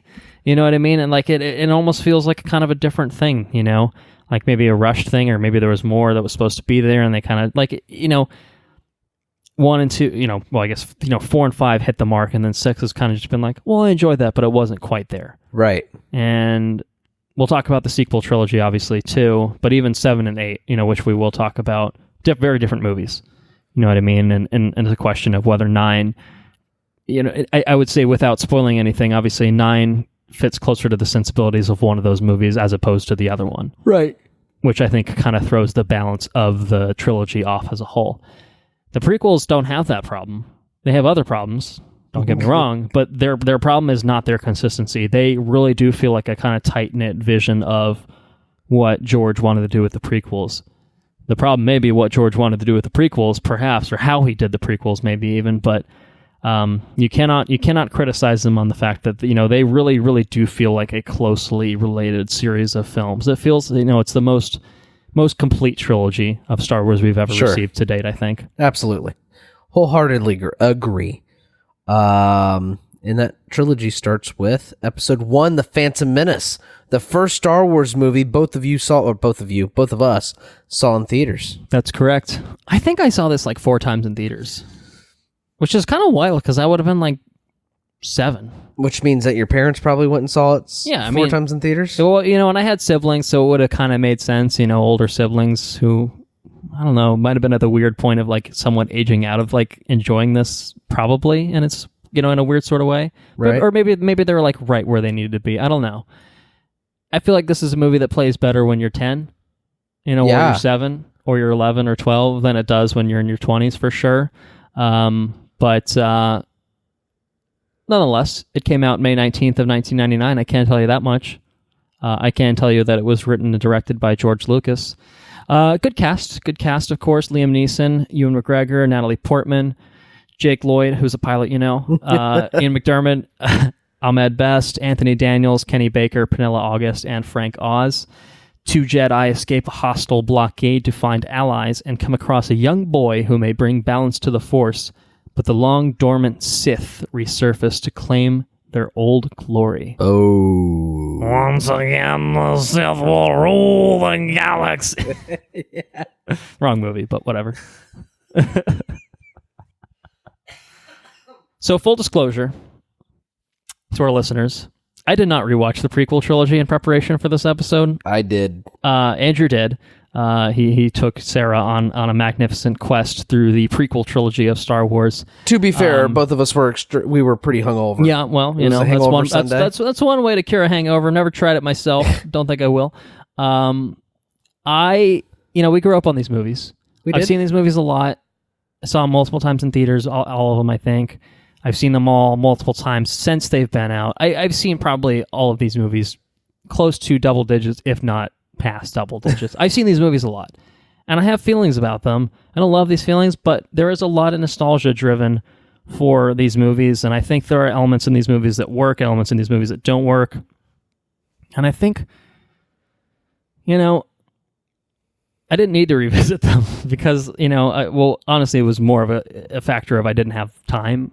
Right. Or at least I wouldn't have had time to watch the movies and been able to record before you go off on vacation and stuff like that. So it's just kind of a circumstantial reason of why I didn't watch it. It's not that I wouldn't, I'm not so diametrically opposed to any of these movies that I wouldn't sit down and do it. Like I've seen them so many times that I know them pretty well.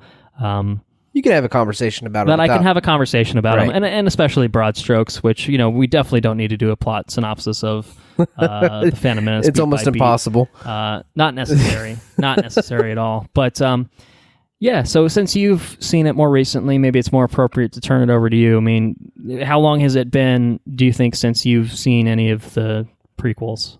Since before this last viewing? Since, before you watched it this last time. Probably the Last Jedi, before the Last Jedi. You did a full rewatch before the Last Jedi? I think I did. Okay. I think I've done one every... Like with new saga films? Right, exactly. Okay. So it hasn't been too long then. No, not too long, unfortunately. I was just curious, like, if it's been like 5 years, I actually wonder, like, does it get better or does it get worse? Like, I'd be curious to know that. Every couple of years, it's probably pretty consistent. The irritation that I have for the first movie was the Hangover quickly absorbed that kind of pain and irritation, you know? So I just kind of sat there and mindlessly watched it, and it did make it better. I will say that. It's good. I did enjoy it more than I've enjoyed it in the yourself, past. maybe? Exactly. I feel kind of like a shell of my former self, you know? But it's kind of a difficult movie to follow because it bops around so much. There's a lot of beat bopping around. A lot of it doesn't make any sense.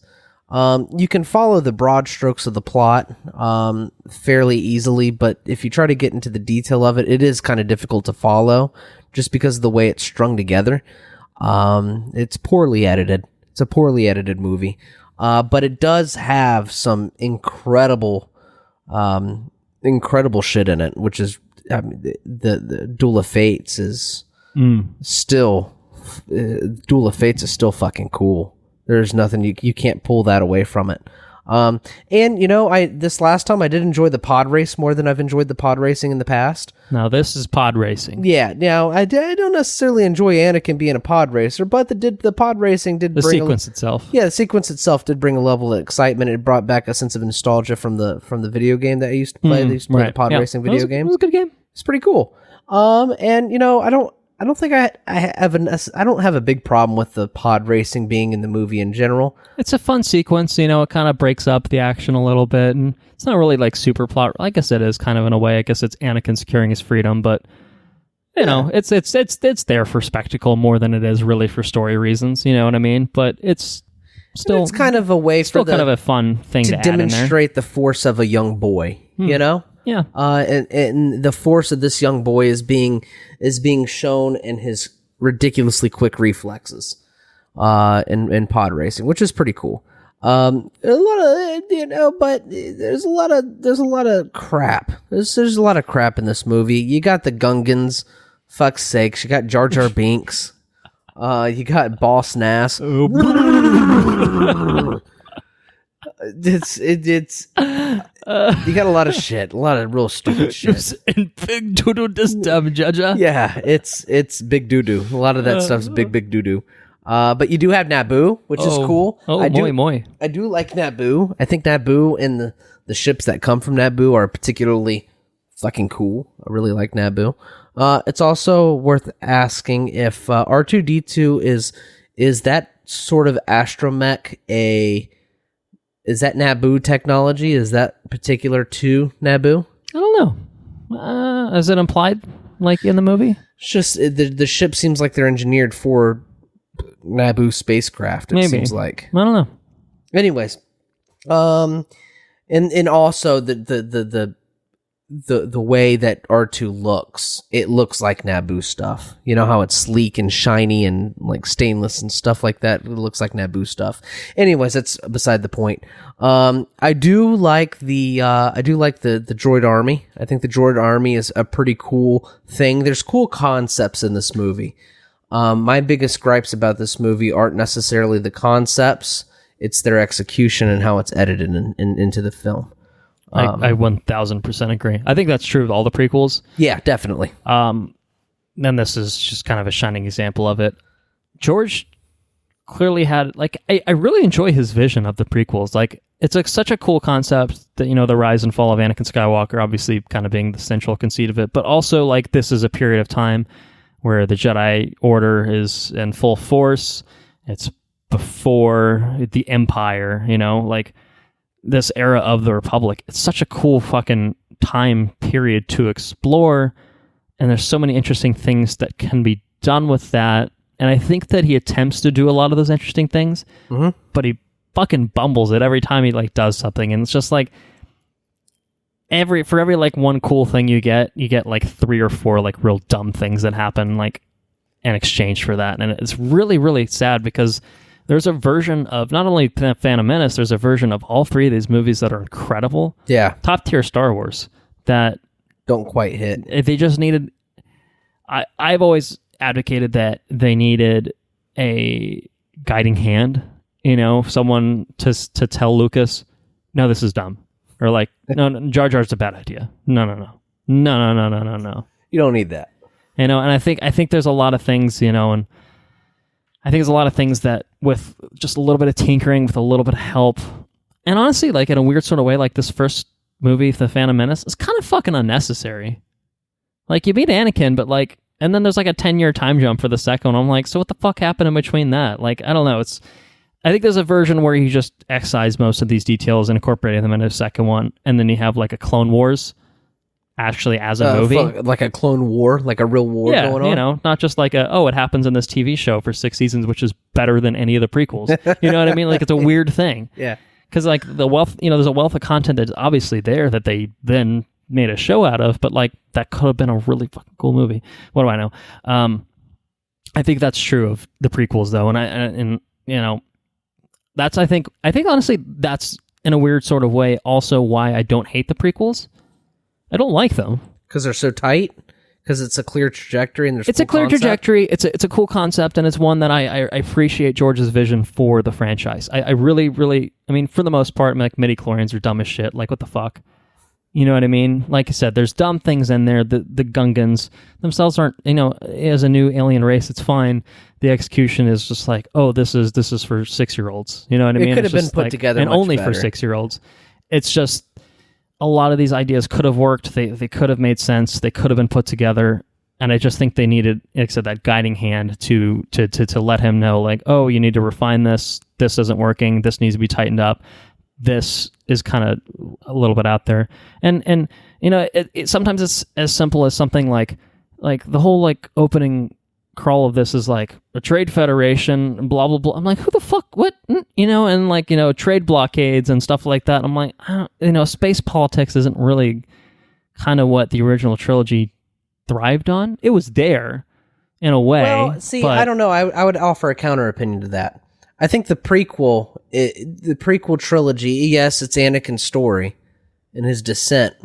But at the same time, it's the elevation of the Emperor. It's the ascension of Palpatine. I agree with that. So a lot of the politics, I mean, that's what Palpatine did. He manipulated the politics in order for him to gain power. So I just don't know that that's interesting to see as it's executed. Definitely as it's executed. As a concept, I think I agree with you. Conceptually, it's fucking cool. I think conceptually, I agree with you that it's a really, really fascinating thing. It was executed like shit. But I think the way that it's executed, fucking goggles. There's a Jedi in our building. We poison them. So, somebody shoot them or something. It's executed very poorly. Maybe that's my fundamental flaw. Then I guess it falls back on the old execution sort of. Well, I really, really like that, again, as a concept, which is, again, why I can't, I think, like, hate the prequels in good conscience, is, like, there's some cool-ass shit that happens throughout. More so, I think, in mostly the third one, I think, is probably where most of the cool shit happens, I think. But, this one has stuff that happens, and it's just, like, I get that it's building to that point, and we do see, Palpatine here as a senator. We also see a Darth Sidious, who could that be? It's cool and I appreciate it, but the execution is just kind of, it holds it back so much that it has, even if it's not outright bad, which I think it is, to be honest, it's at least disappointing.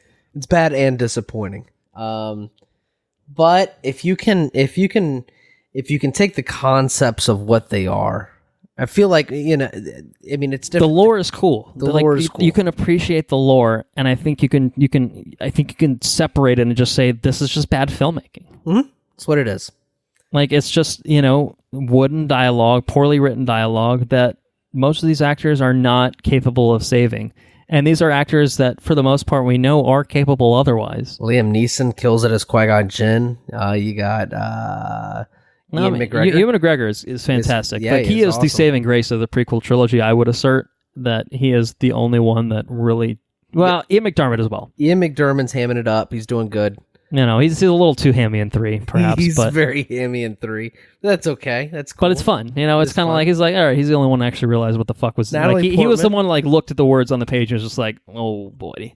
Let's have some fun with this. And I think everyone's a little too straight-laced with it in the way that they don't breathe the sort of life that they could, in the way that, something like Harrison Ford was handed some wonky dialogue and stuff, and in the original trilogy, but he made it work. You know what I mean? And Mark Hamill had to return some power converters to Tashi Station, and he made it work in some sort of, But unfortunately, like you have like performances from like Natalie Portman, which is just flat. It's just like that character. Amidala should be like a fucking amazing character, and she is interesting. Conceptually. Right. Again, and it's just the performance doesn't breathe life into it, and it's not Natalie Portman's fault. She's fantastic, and basically everything else that she's ever been in. Right. But here it was just like you gotta give her something to work with. Like you can't expect an actor to do everything for you. Jake Lloyd's definitely a miscast in The Phantom Menace, at least. I mean, worth it for the memes alone. Clearly, Oh, poor little Jake Lloyd. Are you an angel? And I feel bad for him. It's not his fault. You know what I mean? Like it's a weird sort of thing of just being like, and the same thing with Ahmed Best. Like I think he opened up recently about how like the reaction to Jar Jar Binks, almost led him to the point of wanting to commit suicide. I'm like, that's insane. It's fucking insane. Like Star Wars fans are rabid and fucking insane, and that's unacceptable, to be honest. But it's not his fault that like that Jar Jar. Dude's just an actor. He was just an actor, doing a role, and like, for what Jar Jar was clearly intended to be, he did pretty well, to be honest, you know what I mean? I couldn't act Jar Jar. Right, so it's like, it's not his fault that Jar Jar was kind of this dumb shit character that became reviled because of what it was. Like, I think it's really shitty to hold that on like a personal level towards any of these actors, and so that's how I feel about Star Wars in general. Is like, I don't... Even George Lucas, and if he wants to make his dumb shit changes to the special editions, if he wants to make 3 shitty movies that should have been much better, that could have been much better, like, you know what? I still appreciate what he did, and I appreciate that he tried and that he made the effort, and I'm not going to hold it against him. I wish the product was better. I wish the final product was more than what it ended up being with any of these prequels. But it is what it is. I can appreciate it for what it is and criticize the things that I think could have been executed better because I can see the vision. Yeah. And I see the vision. I wish I just, the execution just wasn't quite there. So Darth Maul is fucking incredible. And another thing that, like, Darth Maul is fucking badass. Absolutely super cool design. Darth Maul is like the rule of cool. Yeah. And nothing else, unfortunately. And nothing else, unfortunately. But, when you're 7, the rule of cool is sufficient. It absolutely. And to be fair, I watch it now. I don't need Darth Maul saying a bunch of words. True. Yeah. Just show up and be a badass. Just to being a badass is good enough. We've had quite enough words in the rest of this film. Thank you very much. Yeah. Just the rule of cool will stand. John Williams is on fucking point on this movie. All the prequels too. Too. But I mean, especially this one. This one is an incredible score. Set pieces are cool. Qui-Gon's cool. The choreography with the lightsaber fights is fucking cool. Even, it's corny. I would say it's pretty corny, but it's still pretty cool how Anakin saved the day on Naboo. I thought that was kind of cool. We didn't hit it. Yeah, we didn't hit it. What the fuck's going on? No, it's this kid who took autopilot right into the fucking thing and what does this button do? Yeah, he's just bumbling his way. I'll try spinning. That's a good trick. So there's some conceptually cool things. There's things that are actually legitimately cool and legitimately good. But the vast majority of the things in this movie and its execution are very poorly done. Very poorly executed. Yep. And how did you watch this? Was it I guess, I don't think it doesn't matter, but I'll ask you anyway. How did you watch it? We watched... I watched 4 on Blu-ray. Okay. And then I think I streamed the rest. On Disney Plus? On Disney Plus. Okay. I did. Well... So there was the weird kind of thing that happened with this one where the original theatrical release had Yoda as a horrifying puppet. It looked really bad. I remember that. And they changed it for the CGI, I think, since. So it's probably, I'm sure that Disney Plus had the CGI. It was, Yoda. yeah, it wasn't as egregious as I remember it being. I remember it being fucking No, horrifying. if you saw the puppet, you would have known. Yeah, no, it's not. It was that. like Yoda, but like with lots of crack cocaine had recently been consumed. Yeah, and his eyeballs were bulging out of his head. He It looked was like a very fucking bizarre. mess. But I was just looking at like a summary of it, like saw something about Yoda. I'm like, yeah, what the fuck happened there? Yeah. What? It's like it's just a puppet. It's the same thing. It's like you have the fucking puppet sitting in a fucking garage. I think they wanted to do like a de-aged Yoda, like a 30-year-old like younger Yoda, and they're like, well, he should look a little bit different. Well, I don't think that's what he should look like. He ages fucking slow. Yeah, that's true. He ages he's 900 years old. He's probably got like one of those gray hairs is a little darker. You know? I mean, come on. It's 900 years old. Get the fuck over yourself. Go in the garage and get the puppet. You know? Yep. Anyways, Yep. what do we know? But yeah, Duel of the Fates, badass. Fucking Darth Maul getting chopped in half was the coolest shit. Obi-Wan. Yeah. I always love that lightsaber fight. It's a little overly choreographed in the sense that it's dancing more than it is fighting. It gets worse in the prequel series, though. If you're going to point for to sure. that is the least of the danciest sword fights. It gets super dancey. Yeah, well, I agree. It gets super But I dancey. appreciate, I think, even if, like the A New Hope, like Vader, Obi-Wan fight, it's pretty minimal. It is. I think it's because the swords were so heavy. They were so heavy, exactly. It was like a practical thing of like, we can't really do anything besides like, bah, right. bah. Plus, they're supposed to be old people, they're fucking old, so. I don't know. But I think in Empire, in return, we got some really, really good lightsaber combat that still feel weighted. Right. Like it still felt like wielding a lightsaber required a lot of skill. And I guess it's still skill here in the prequels, but it's much more aerobatic. Yeah, it's just acrobatic. flipping around and like the lightsabers just feel so weightless and like how they move around.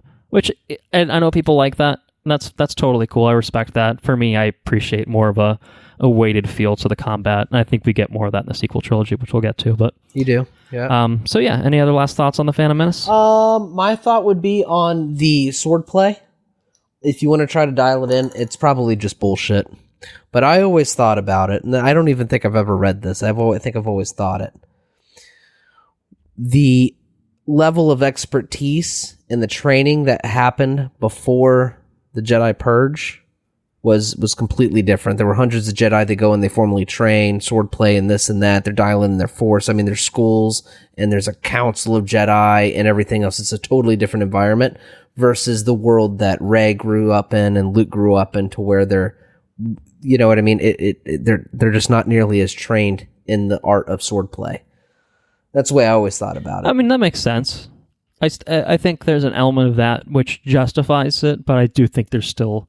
It is completely different. It is very different. Yeah, I think it's... But that's the way I've always kind of justified it to myself as being different, is the fact that it is just a completely different world in the prequel series. Yeah. Well, and that's kind of the joy of the prequel series, or at least what could have been in the prequel series, is that it is such a fundamentally different world than what we see in the original trilogy. And it's cool to see that.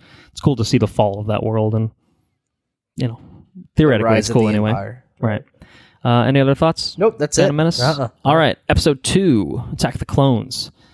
Released May 16th, 2002. Written and directed by George Lucas. Stars Ewan McGregor, Natalie Portman, Hayden Christensen, Ian McDiarmid, Sir Christopher Lee, Samuel L. Jackson, Tamara Morrison, Frank Oz, Anthony Daniels, and Kenny Baker. 10 years after initially meeting, Anakin Skywalker shares a forbidden romance with Padme Amidala. Oh, hello. While Obi-Wan Kenobi... Hello there. Investigates an assassination attempt on the Senator and discovers a secret clone army crafted for the Jedi. So I'm going to start out by saying Hayden Christensen's the creepiest motherfucker I've ever seen in my life. He's just a creepy dude. I watched that shit, and how Padme fell for Anakin, I just don't know. There's someone for everyone, I guess so. But he's a creepy motherfucker. You're just as I remember you in my dreams. And just my Annie, you've grown. Next level creep. Like, it's really bad, really creepy. I did not buy in the romance at all. It's the worst part of this film, for sure. Yeah, it is fucking awful. And it makes sense as like a precursor to like Anakin's downfall, but like it's not believable. None of it's believable. And this is like Natalie Portman's like much better in episode 1 than she is here because like, oh my god, like she's like there's just no chemistry there. Oh, not like, at all. You know, it's fucking terrible. She may get along very well with Hayden, but George's directing is bad here. It is so bad. And that's what there's so much of that in this movie too that it's just like and it's breakneck. Some of this stuff going on, romance in Naboo. Some of this space shit going on, romance in Naboo. You know? And Hayden Christensen just glaring over at her. I just can't live another moment unless you tell me you love me. It's like, oh my God, what the fuck am I watching? Jesus. It's terrible. Well, it is the worst. He also hates sand, as we know. So. He does hate sand. It gets everywhere. It just gets everywhere. Fucking Hayden Christensen. I don't know if it's necessarily Hayden. I don't know what it is, but it must be George's directing, I guess. But easily the most egregious part of this movie is the romance. Like watching this movie, it's unbearable. I would believe that Anakin turned to the dark side because he couldn't get Natalie Portman, like just out of a jealous fit rage. You know what I mean? Like that's a more of a believable thing in this movie because he's such a creepy motherfucker the whole time. It's terrible. It is terrible. So that's what I walk away from there. Just that terrible romance. Yeah, but at least it's got not Boba Fett in it. Yeah. Okay. So we're gonna talk about little Boba. Well, I was gonna say, I guess it's true. It does have literal Boba Fett, but it also has Django in it. Yeah, which is also just Django. Yeah. It's got a bunch of Djangos, millions of Djangos. Mm-hmm. So many Djangos. And that's I enjoyed the water sequence. The what's that planet called? Camino. Yeah. I enjoyed Camino. Well, I like that as a setting. I enjoyed the aesthetic of the Caminians or the Camonians or whatever. Caminoans, maybe, I don't know. The long people. Mm-hmm. I find it hard to believe they don't know who's coming in to look at the people. Yeah, and that's like another like weird thing of just being like, this was constructed by, or they were ordered by Master Sifo Dyas, which sounds a lot like Sidious, but apparently Sifo Dyas actually was a Jedi that did order the clone army, and then Sidious just found out about it and like just chilled with it. I'm like, what? Just took over it. I think they expand on Dooku, that. I was ordered by a man named Tyrannus or whatever the case is. I don't know. Like I said, it's just like, it's a little weird. Maybe plot holy. I don't know if it's plot holy or not. I don't know. I think it's just silly. I think more than being an outright plot hole or anything like that. Dex in the cafeteria. That planet's gonna be right there as he itches his ass. With this tranquilizer dart or whatever the fuck it was. The Star Wars diner. Yeah. The diner. Yeah. But I did enjoy the sequence with him fighting. Oh, it was really cool. I really enjoyed the part where they're fighting. They're going through the asteroid belt, and he starts throwing those mines. I still think the audio design in that is awesome. Oh yeah, that's maybe some of the coolest shit in the prequels. Period. Yeah, it's really cool. Oh, I love that. It's so badass. But then, like I said, sound design's on point for the prequels. Another thing we can comment on too. It is.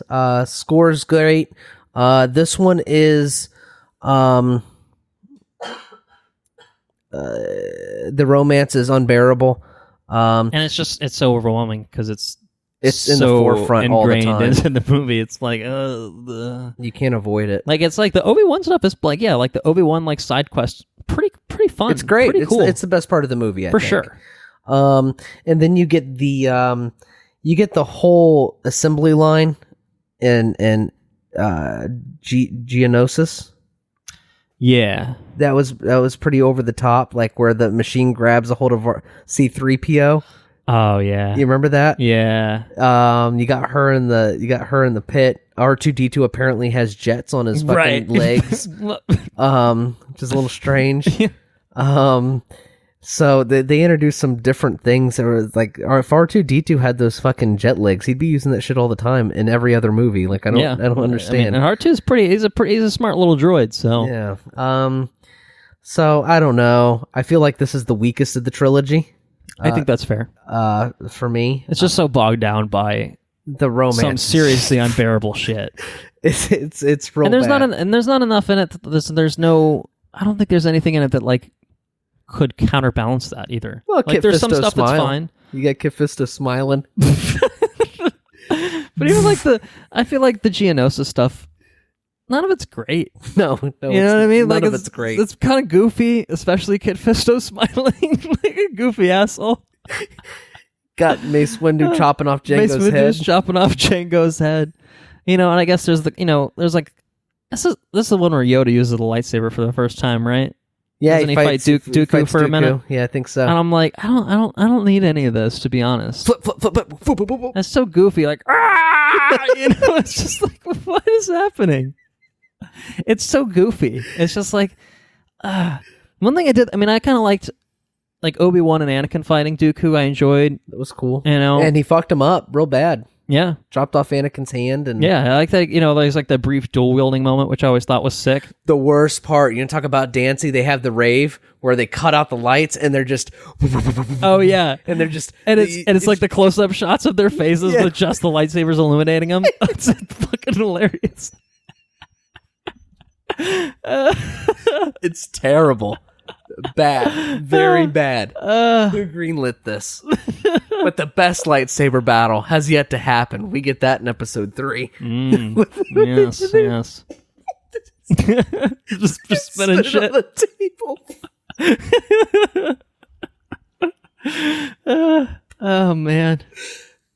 It's not particularly good. It's not particularly good. No, I wouldn't say that. Conceptually, it's cool. It's a good There's to a like hidden see. fucking clone army Yeah, for that's the cool. Republic, you know? Yeah, that's a big deal. Anticipating the rise of a fucking anticipating the rise of the of opposition to the Republic. I mean, it's a fucking cool thing Yeah. conceptually. Yeah. Yeah. That's Anakin falls in should love be with a pretty woman. cool. Awesome. Conceptually, that's great. We have love for Anakin. It's like and like the whole Jedi Order seems to be chased for some reason. I'm not really sure why. That seems like a bad idea. Well, you see, the fear of loss of the ones you love leads you to the dark side. So it's easier not to love. Yeah, well, maybe they should have a stronger resolve then. a Jedi should have a stronger resolve than to just immediately follow the dark side because of such fears. Silly. Well, I don't know.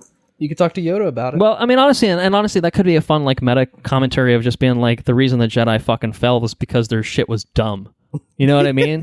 Like it's like boil it down to the fact that it was just like your Jedi Order was flawed to begin with. Mm-hmm. It was inevitable that it would collapse.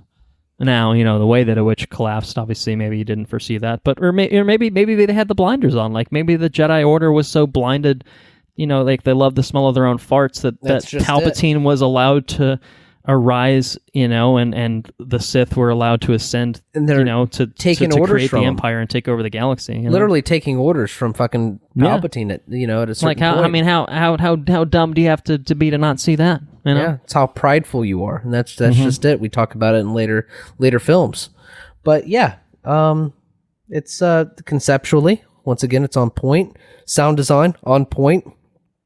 Everything else, well, It executed very, very roughly. The roughest of all 3. I slaughtered them all.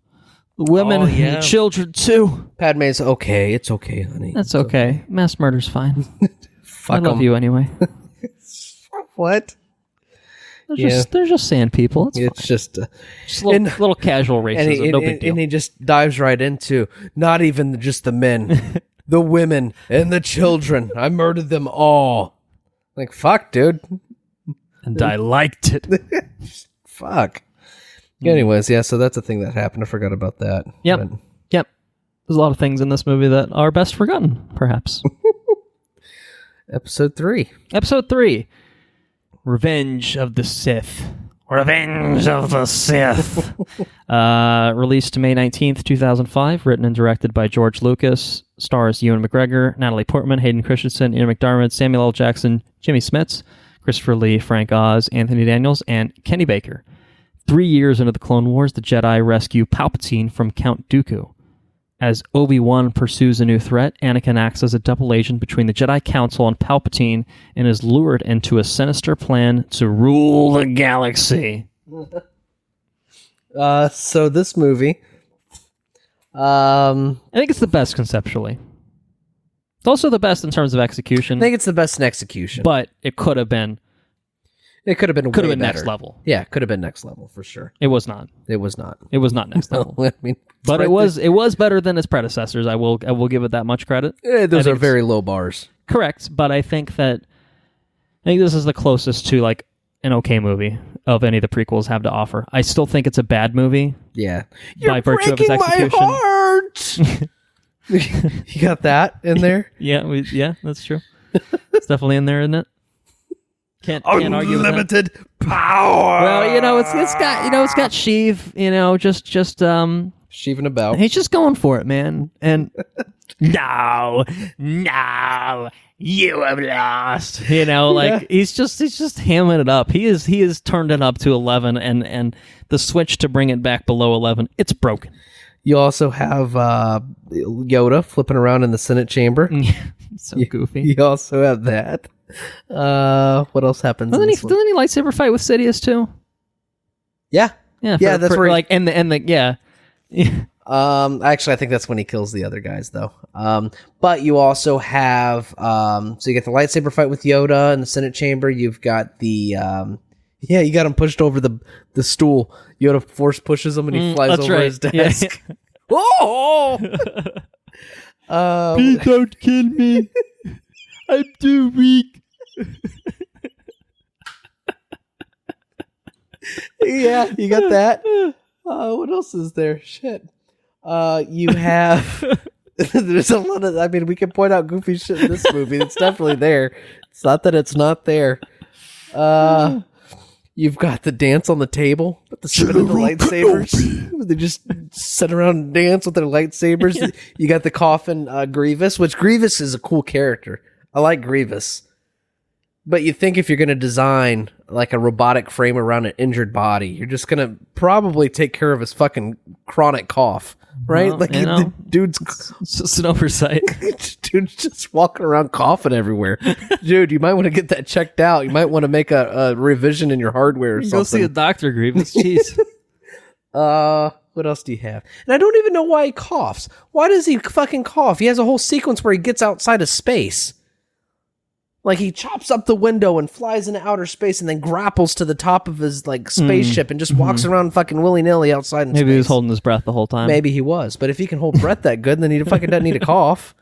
Oh, it's weird. I think there was there's obviously the 3D animated Clone Wars, but there was the 2D animated Clone Wars. Do you remember that? No. There were like little 4 or 5 minute shorts. I think Tartakovsky was the same guy that did Samurai Jack. Oh, for real? I didn't know that. Yeah, and okay. Like it's like 2.5 hours like in total. And I think in that show that like Mace Windu like crushed like his windpipe or something like that, and so like or something like that. So that's why he's always coughing. But then they removed that from canon. So now there's I don't think any canon explanation as for to why Grievous coughing. is just coughing all over the place. So he's just coughing all over the place. Yeah, so but Grievous is cool, conceptually cool design. He's got like 17 lightsabers and spins them around and shit and fucking cuts up the floor. Highly terrifying. I mean, I don't know what I would do if I had to fight against that guy. Know. Yeah. It's a movie. It's a movie. The fall of Anakin is pretty compelling, I think. I think that's pretty good. I mean, conceptually it's good. Yeah, I know. I think the coolest things of this movie are teeing up what we know is coming. Like the status quo for A New Hope is things that this movie has to achieve, and so we see the fall of Anakin and his getting burnt to a crisp, and then coming into the Vader suit, and then having the moment of actually him in the Vader suit's a pretty big deal. You killed her, although it's goofy as shit. It's another goofy thing. No, it's even questionable. What are we thinking here? When you should have good dramatic moments, they're punctuated with more goofiness. The birth of Luke and Leia, which is punctuated with, it appears that in her sadness she died, or whatever they say. She's perfectly healthy. but she is dying of a broken heart. Oh, no. It's good. Okay. She is losing the will to live. She's losing the will to live.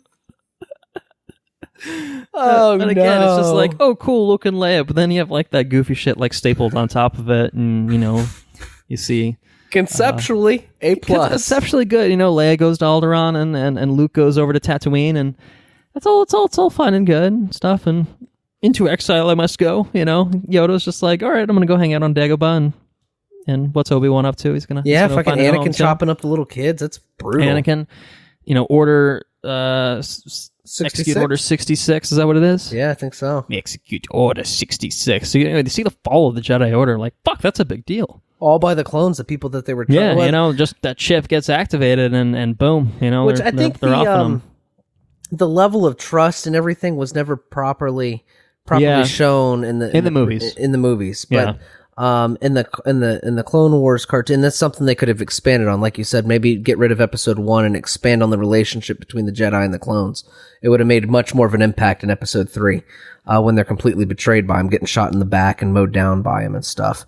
But the cartoons expand on it in a big way. You have the whole 6 season Clone War cartoons where you can see you get the clones actually develop names for themselves and their characters, and then these characters end up betraying the whole Jedi Order. I mean, thousands of Jedi just massacred, and you can see the severity of that situation. It's huge. It's a big deal, and I don't think it's properly conveyed. As not that it's not properly conveyed, but I just don't think it made it. Well, the impact, it's not really felt, and it also like conceptually you feel it. Yeah, you don't feel it on screen as heavy as. And I think a lot of it, like I think because you don't understand it, like it kind of feels like a lot of the Jedis go out pretty weakly. Right. You know what I mean? And it's just like they turn around. I'm like, you can deflect a few laser blasts, but like it, if they were that shell shocked by it happening, then I think that you would understand that more. But it's a movie.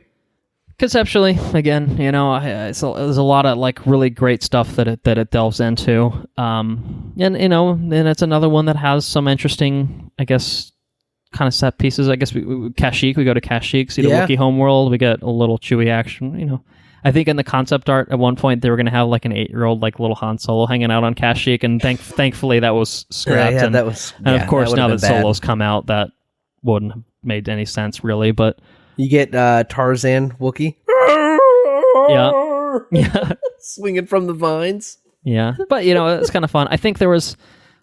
I have to fact check this, but I think that George wanted the Forest Moon of Endor to have Wookiees and not Ewoks originally for Return of the Jedi. Oh, that would have been cool. And I think that it became impractical to do that for this or that reason. So I kind of feel like maybe him going to Kashyyyk here was kind of paying that off and being like, I can finally do it. The technology is now there that I can make this happen. The money's there at least. So it's a little thing.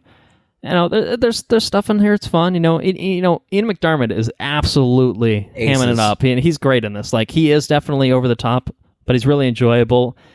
And the makeup is like definitely way over the fucking top. Like it's terrible. Too much. Like I just don't understand, like, why is it so, like...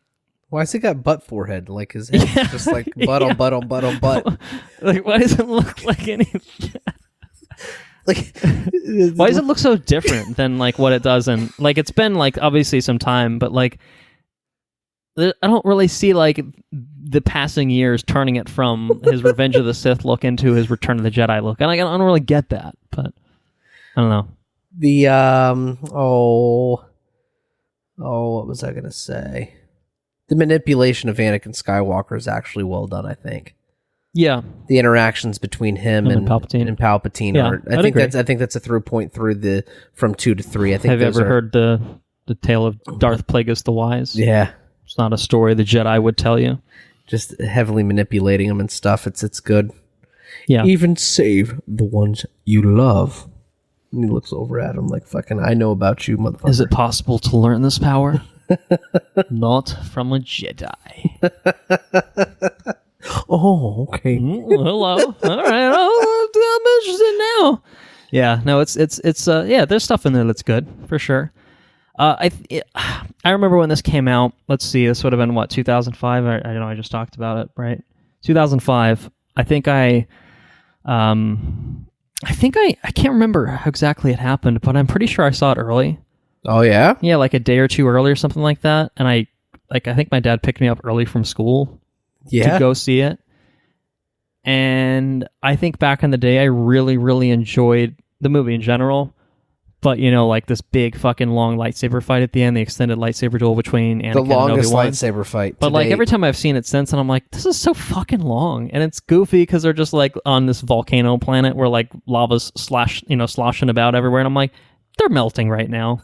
It's Star Wars. It's fine. But, I don't know. It was kind of always just... I think it's another thing. It's just, I think a smaller, more intimate duel would make it feel more impactful, whereas this is trying to be the most grandiose, ridiculous thing. There's a version that's a little bit more intimate that still ends with Anakin burnt to a crisp and Obi-Wan being like, well, shit, and now we have a big 10-minute long sequence and a lot of high ground memes that have spawned from it. You know what I mean? It's just kind of concept v execution. Yeah, that's it. That's it's fine. I mean, it's a lot of spinny blades for sure. There is that. So. Yeah. Anyway, prequel trilogy. I guess any final thoughts, Revenge? If you have any other lingering thoughts as well. I think the word of the day is, or not words of the day is concept B execution. That's where this one shows up. Conceptually, it's really good. There's a lot of really cool ideas. There's a lot of cool stuff. Not to sell it short. There's a lot of production wise. There's a lot of cool stuff. But the execution is sorely lacking. It's a shame, It is. I wish, even though I can appreciate the concepts, I wish it wasn't an appreciation of those concepts. It's really a case of what could be, right, and what could have been, and I feel wish we were having a different conversation about it now. Every other extended, every other medium of entertainment capitalizes on the concepts, right? So you get the Clone War cartoon series, you get the Rebel cartoon series. There's nothing fundamentally flawed with it. It's just the execution. Yeah.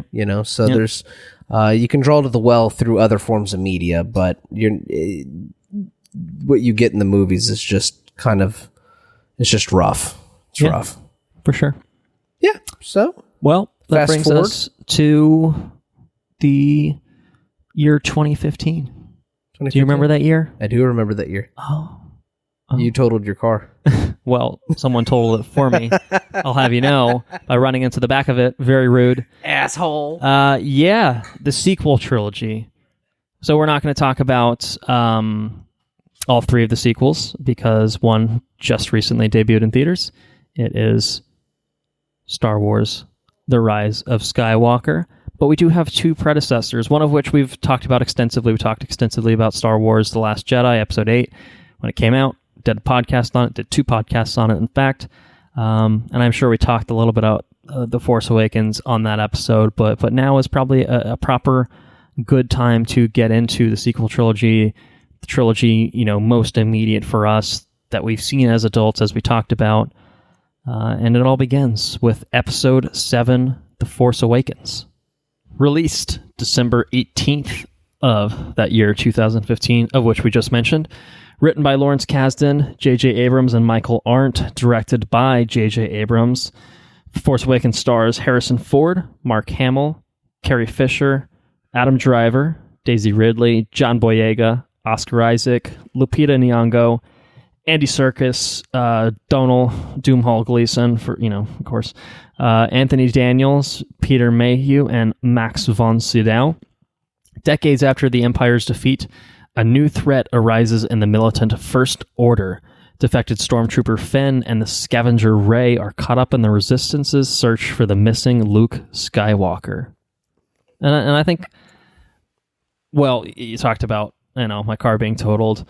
So what happened with The Force Awakens was, it came out while we both lived in Florida. We rendezvoused in Orlando, Florida to see it. It was your first viewing of the film. My second viewing of the film I got rear-ended on the way. Very unfortunate. Made it just in time for I think the beginning of it. A little unsettled by getting hit with the car and stuff like that, but made it, and that's the important thing. And the car was obviously not that fine, but it's okay. I have a new one. We're fine. The beginning of the film. First time I saw it, and the second time I saw it, when I saw it with you, the opening crawl was enough for me to start tearing up. Like, just like the moment of hearing the John Williams fanfare coming back at 2015 for the first time in 10 years since Revenge of the Sith. And, 10 years is a lot of time, especially when, you go through adolescence basically in that period of time. It's a long gestation for a franchise. For a movie that you probably, if you want to talk about an unnecessary movie, these sequel trilogies are probably unnecessary. Yeah, in the scheme of things. Yeah. Doesn't mean that they're not appreciated, they're not well done, X, Y, whatever you want to say. Not any real demand in terms of story. Like, Episode 6 is a perfectly fine ending point. I would 100% agree with that. That said, they announced they're making new Star Wars movies. As soon as Disney acquired the license, or Lucasfilm, it's like, yeah, it's a matter of time. Of course, it's a cash cow. Why wouldn't they? And they might as well. And trailers came out, looked intriguing and stuff like that, but it was just that moment of just like sitting there and like absorbing new Star Wars. Like, it was kind of I think it was an unexpected thing. Like the prequels were always just like George talked about doing them, and like, yeah, they're going to happen. But the sequel trilogy was never really something that people thought was in the cards until this acquisition, I think, happened. And you don't know where it's going to go. Right. The prequel trilogy, uncharted territory. Yeah, exactly. It's going to tell the story of Anakin, but what are they going to say in the sequel? And so who are these clowns we're going to get introduced to, and and what's been happening with Luke, what's been happening with Han, what's been happening with Leia, it's lots of questions that came out, and we got an answer immediately in the opening crawl of Luke Skywalker has vanished, and I'm just like, like that was my instant take of just, and from that point on, obviously it kind of settled into the movie, but. Yeah, this is a movie that has elicited tears for me. I think every time I've watched it, more so the first time I watched it, and not, sometimes it was just a, oh my God, holy shit, Star Wars kind of reaction. Right. And other times I think it was elicited by the story. There's always one moment in this movie that gets me. Yeah. Every time I watch it. And I think it's an imperfect film. It's a rehash in its own way. It's That's the largest criticism, I think. Yeah. It's a re-envisionment of A New Hope. I think it's a remix of the original trilogy more specifically than just A New Hope. I think there's more to it than just that. Well, obviously hitting on a lot of the beats from A New Hope. That's its weakest suit, is that it's not wholly original in terms of plot. Right. And I don't think that's a bad thing, because to be honest, A New Hope wasn't wholly original in terms of plot either. No. And that's totally fine. And I think that it's a completely valid criticism against this film to say that it doesn't add anything really new to Star Wars in terms of plot. It's another Death Star. They say it within the movie itself. It's another Death Star, and I'm like, no, but it's bigger. Right. And I'm like, well, the other one was bigger too. So that is, I think, kind of core to like this film, but I also I think it's by design. It's like, I think you look at the reaction to the prequels, which are wildly different to the original trilogy. Some people like the prequels, and that's fine. Some people, prefer the original trilogy, and that's the correct take. But, it's fine to feel otherwise, you know what I mean? Like, but the prequels, I think, weren't as successful. They certainly weren't as critically well received as the original trilogy was. And so what do you do when you're making a new Star Wars movie? Do you adhere something closer to the original trilogy, or do you play with prequel concepts? And I think the answer is pretty clear. Now, that doesn't mean you can't just still do a whole new movie that does a totally new thing and a totally different out there thing that still ends up being good. Absolutely possible. But I think if you're bringing back Star Wars for the masses, what's the best way to do it is to take the elements that worked, put them in a well-made package, and sell a new audience on Star Wars. And I think that's what this one does. Is it's not only, I think it's satisfying, I think, for most Star Wars fans, even if it is nostalgia-driven by hitting the same beats. I think it also works for a new audience. I think you can watch 7 without having watched 1 through 6 and still appreciate it. Sure. You're not going to know who Han Solo is. You're not going to know who Leia is. And when Luke shows up at the end, you'll be like, who's this jackass? You know what I mean? Like, Right. you're not going to have that sort of weight behind any of those moments. But You don't necessarily the need new characters that it introduces you to, you will go on this journey with those characters, and you will believe in their journey, and you will. I think you will like these characters and be attracted to them for one reason or another. Maybe you'll like Right. someone more than another, but characters, man. I think that's characters for me is where The Force Awakens shines. I think it's in general where the sequel trilogy shines is that it focuses on characters, and I think that is the template that A New Hope did. Mhm. But I think the interesting wrinkle is that it's not the same characters. Right. It's the same plot, more or less, Sure. but it's vastly different characters thrust into these circumstances, and I think that's what makes it different. I think that's what makes it compelling for me. No, I'd agree. You have a lot of really cool spectacle, a lot of compelling characters. Rey is super compelling. Rey's Rey's It is now. yes. I've spoken. This is the way. What was the planet? What planet is Jakku? it? Not Jakku.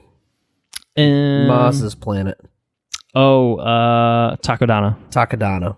Yeah, that whole sequence there gets me every time. That and when she hands Luke Skywalker his lightsaber. Those two things, man, they really. Oh, it's good. It's heavy stuff. It's very good. Well, my teary moment is always on Starkiller Base when Rey catches the saber. Yeah. When Kylo is trying to call it. You think it's gonna go to? Who do you think it's gonna go to? Well, Kylo's trying to pull it out of the snow because he's just basically wrecked Finn at that point. And then it really shoots past him and goes to Rey. Yeah, so cool. I love the characters. I think Rey. I obviously. I think I mentioned I have a painting of Rey on my bedroom wall, so clearly there's some affinity there. No secret about that. I think she's such an interesting character. She's this scavenger, and also really, I mean, again, I've talked about Leia as an incredible character for Star Wars, but a female lead for a Star Wars movie. Effectively, she is the Luke of the story. You know what I mean? And she is Luke. Pretty much. And to kind of have that, backwater desert planet and orphan. what's her angle and Right. orphan and stuff for sure. Same model. That's it. But she's also a different character, less whiny for sure. Definitely much less more whiny. headstrong, Yes. and capable and capable in unexpected ways too. You know what I mean? Like her piloting skills is just kind of like, whoa, where'd that come from? And Right. so. I really enjoy her as a protagonist for this movie. I think it's awesome to see the representation in general, but also just her as a character. I think all that aside, I think she's excellent. I think she excels. I think she's in her own arguably right. more entertaining to watch than Luke is. I would agree. I mean, And Daisy's great. Daisy Ridley is obviously basically a no one before Star Wars comes along and changes her life entirely. And she's so good in this movie. Like I can see why JJ and company found her, and kudos to them for finding her really. Her theme is awesome. John Williams is still putting out the music for these. Yeah. The Rey's theme is great. Well, like I say, like Luke's dark side pull was like, it would be easy to see where Luke would falter to the dark side. You know what I mean? Just because he's whiny, he's not ill-tempered, but he's quick to react. He's impatient, yeah, right? Impatient, yeah. Where I don't think that's the case with Daisy. I think her dark side pull is a little bit more emotional. Where I don't know what I'm getting at. And I find her character much more. Well, we get a little bit of that in The Last Jedi that gets explored. Yeah. So she's got a lot to deal with her heritage and stuff and where she comes from. And I just, like I said, I think her character is more compelling. I think it's a more believable character than Luke's character was. Luke! Yeah. I gotta return these things back to the Tagaba station. Like, it's like I definitely prefer. Ray is not returning any power converters. That's for sure. Right. But yeah, strong movie, man. The villain Kylo Ren, he does some damage. He's a little bit more Lukey. I guess he's got that Skywalker impatientness in him. Which, and then that's the death of Han Solo, which is pretty rough. Yeah. Major original trilogy character Gone. killed by his son. Yeah. It's patricide. That's heavy. You have what else do we have? There's a lot in this movie. There's a lot of stuff in this movie that I really fucking enjoy. But again, I go back to the characters. I talked about Rey, and maybe this will kind of help you prompt some things. Finn, I think Finn's a great. It's so interesting. Here we have a stormtrooper who defects. It's a totally novel kind of character, really. That we've seen. Well, it's worth noting, stormtroopers in the beginning were in the Empire. I think they were recruited, like you joined the Empire. Yeah. But First Order, they kidnap you as a child and you're inducted. Yeah, well, and kind of within the lore of the First Order is kind of this shadowy thing that kind of comes into the mainstream. Like here we see the destruction of the Republic. Right. The Republic homeworld gets blown up in this movie, which is kind of glossed over. Like again, it's a weird reactionary thing of like prequels are like, ooh, too much politics. So this one was just like none, no politics whatsoever at all. Right. So it kind of it doesn't really kind of clearly convey the state of the galaxy. And it's a little odd that like, we'll see, and like this movie does it does establish like there's a new republic and like they're in charge, and the First Order is just kind of this fledgling thing that becomes this big thing. But I feel like the impact is lost of like the republic getting wiped out and the First Order basically kind of taking over it doesn't really seem like it accomplishes that more than. I would have appreciated if the sequels were so a republic scrambling to put the pieces together after intergalactic war. We won the fight. 20 years later, this is where we're at. We're very fresh. We're very new. Yeah. And then there's an outside force coming in, which I guess is essentially what it is. It is. I just don't think it's clearly conveyed. No, and at the same time, it feels like a very small force. Yeah. It feels like it should be smaller, but it's not smaller. It's bigger, but I don't know. It's just because of the lack of politics and the lack of scope. You don't have a clear idea of and it's what exactly they're fighting, right? Right, and I think it's clear that they just obviously wanted the status quo back of Empire versus Rebellion, which is fine. And I think it's okay to work back towards that. I think it just I don't really we don't really get the sense of like what the resistance is like what are they? Why are they resisting? I think just from reading other things, like the resistance like doesn't have the support of the Republic. Like the Republic doesn't believe that the First Order is a legitimate threat, which is their undoing. But I don't think you get that from the movie. No, definitely not. You know what I mean? Like that's a cool concept, and that makes sense, and that would explain why the First Order can spring to power in the way that they do. You would still think that the Republic would have some sort of arms. Like, you would think that the Republic would have some sort of military. They do, and they all get blown up in this movie, which you can barely tell. Like, when that system gets blown up, the entire fleet gets blown up. But, like, they're just, like, hovering in orbit above Hosnian Prime. So it's kind of just, like, you don't really get that. See, I had no idea that that's what I say. Like, you don't get that. Like, there's a way to tell that story and keep the visuals as is. You just don't... I don't think you get a sense of that. And again, it's not the concern of this movie is to be like, here's the state of the politics in this galaxy. Like it's more like, here's the scavenger's journey, and here is the stormtrooper's journey, and here is the son of Leia and Han's journey, you know, being corrupted by the dark side, and here's this badass pilot, over here who disappears for half the movie to be fair, but it comes back. He's an ace pilot. So I think that's kind of what it is you'll give you the same beats, but we'll give you some new characters to add kind of that new flavor to it. And it totally works for me. Like I said, I think the emotion is sold. I think Kylo Ren is no Vader, obviously. No. But I think he's also compelling in his own way. Like totally, like very compelling in his own way. Not even just been like character than Vader was. Yeah. And I think that it's such an interesting angle to explore the legacy of Skywalkers via an absentee Luke Skywalker and the legacy of Leia's child being a Vader wannabe, really. You know what I mean? Like, it's really kind of interesting to see that. And I think that's cool. There's a lot of mystery boxes that get set up in this movie that kind of get resolved, I think, in The Last Jedi, for better or for worse. Like, Snoke's kind of a what's his fucking deal kind of character. Yeah. He's just a big, when you first see him, he's just a big ass. They're like, oh my God, Snoke's 100 feet tall. And like, oh no, he's a hologram. Okay. Right. And Rey, who is Rey? Who's, who are Rey's parents? Like, what's her angle? Like, who is she? Like, there's a lot of kind of that gets kind of chucked into here. So there's a lot of stuff that I think kind of gets seeded into it. And I think that works for an episode 7. This is 1 of 3. You got more to come. There's a lot more you can expand on. The answers are going to come later.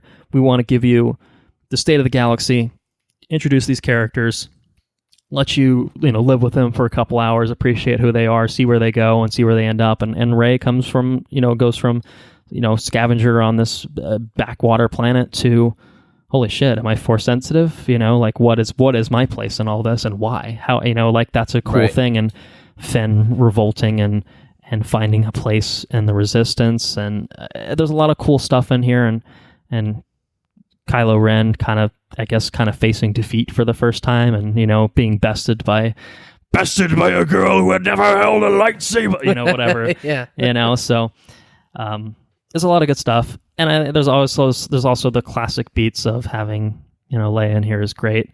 Harrison Ford as Han, I think this is Han's movie through and through, and I think he's great in it. I really, really appreciated the death. Is hard hitting. Yeah. Chewbacca, little Chewie action, classic Chewie. Bowcaster doing a lot of damage. 3PO, R2. R2's mostly inactive for this movie, but yeah. And then that final shot for sure of just holding that saber out to Luke. It's a powerful moment to kind of finish. It's a tantalizing moment of like, ooh, I want to know what happens next. Tell me what happens next. Well, we find out what happens next. We do find out what happens next. Do you have any other thoughts on the Force Awakens before we find out what happens next? I think that's pretty much it. You covered it all, man. All right. Well, very cool. Let's head on over to the last of the films we'll be covering on this now very long episode. Episode 8, The Last Jedi, released December 15th, 2017, written and directed by Rian Johnson. It stars Mark Hamill, Carrie Fisher, Adam Driver, Daisy Ridley, John Boyega, Oscar Isaac, Andy Serkis, Lupita Nyong'o, Donald Gleason, Anthony Daniels, Gwendolyn Christie, Kelly Marie Tran, Laura Dern, Benicio del Toro, and Eunice Suetamo. Rey develops her newly discovered abilities with the guidance of Luke Skywalker, who is unsettled by the strength of her powers. Meanwhile, the Resistance prepares for battle with the First Order. Ooh. It's good. This is a very different Star Wars movie. It is. It's in the way that I think Empire was a different movie to A New Hope. Force Awakens, obviously being A New Hope parallel, it makes sense to do something different. Sure. However, I don't think that this is an Empire clone. No. I think it's kind of its own new thing, which is kind of what we talked about. Like The Force Awakens could have been this new different thing. And I think this managed to be that new different thing while also being responsive to The Force Awakens. Right. No, I'd agree with that. For better or for worse, as the internet has now decided. Yeah. I think, we talked about this when it came out. We did a couple episodes on it. We did big spoiler coverage, did non-spoilers. And I think, as far as I recall, we both liked it at the time that it came out. I still like it. I might even hesitate to say that I love this film. It's a good movie. Definitely a good movie. It's just different. It's different Star Wars movie. It's different, and it's I don't know. It has the fucking casino. The casino's fucking bad. Canto Bite. Canto Bite is bad. I don't like Canto Bite. I fall asleep. I can't make it through the movie without falling asleep in Canto Bite. I think the only time I've made it through the movie in Canto Bite is the first time I saw the movie. See, for me, like, Canto Bite is the weakest part of this film, but I don't like hate it outright. You know what I mean? Like, I don't think it's bad. I think we talked about it the other day, and I think I would concede that it's boring at times. And I think that's better than being bad, outright bad. It's just boring for not really needing to be boring. Like you don't need it. See, and the thing is, I think that Canto Bite is needed because it sells the final literal kind of sequence in this film. I almost feel like Canto Bite's inclusion is justified because of how this movie ends with going back to Canto Bite with the broom kid and stuff. Okay, well, all right. I mean, like it is for me. I kind of speculate that Ryan kind of envisioned the ending of this film and worked backward from there. And I think there was probably a certain point where you could trim the fat on Canto Bite, and a lot of it's about like war profiteering and like who's bad, who's good, etc. and stuff like that. I think there's kind of an interesting message kind of within that, something that we don't think we really have had it explored in Star Wars or anything like that, and perils of capitalism and such. And I think it's neat to kind of throw that wrinkle in there for sure. But the sequence itself, it drags, and I think it's at a minimum, it's far less interesting than everything else in this movie. Yeah, I just want some Star Wars. I don't want to fucking go to Casino Planet. Well, there's probably casinos in Star Wars. Well, there's definitely casinos in Star Wars. But I don't know. But it did have the Praetorian Guards and the fucking laser whip and the whole throne room sequence there with. Also, Snoke was a badass, dude. Snoke fucking throws. You think Kylo Ren's a badass, but Snoke just throws him in his place real quick. Yeah. Well, I like that this movie handles each character very carefully. Like, everyone kind of goes on their own journey. Yeah. And I think it comes at the cost of splitting the characters up in the sense that you don't, like, Finn and Rey are separated for this entire movie. Rey and Poe never meet until literally like the last 5 minutes of this movie. But it kind of it does other things. Like we get a lot more Luke, and Mark Hamill is so good here. Awesome. He's maybe his best performance. He's amazing here. As this Luke that has failed. Has failed himself.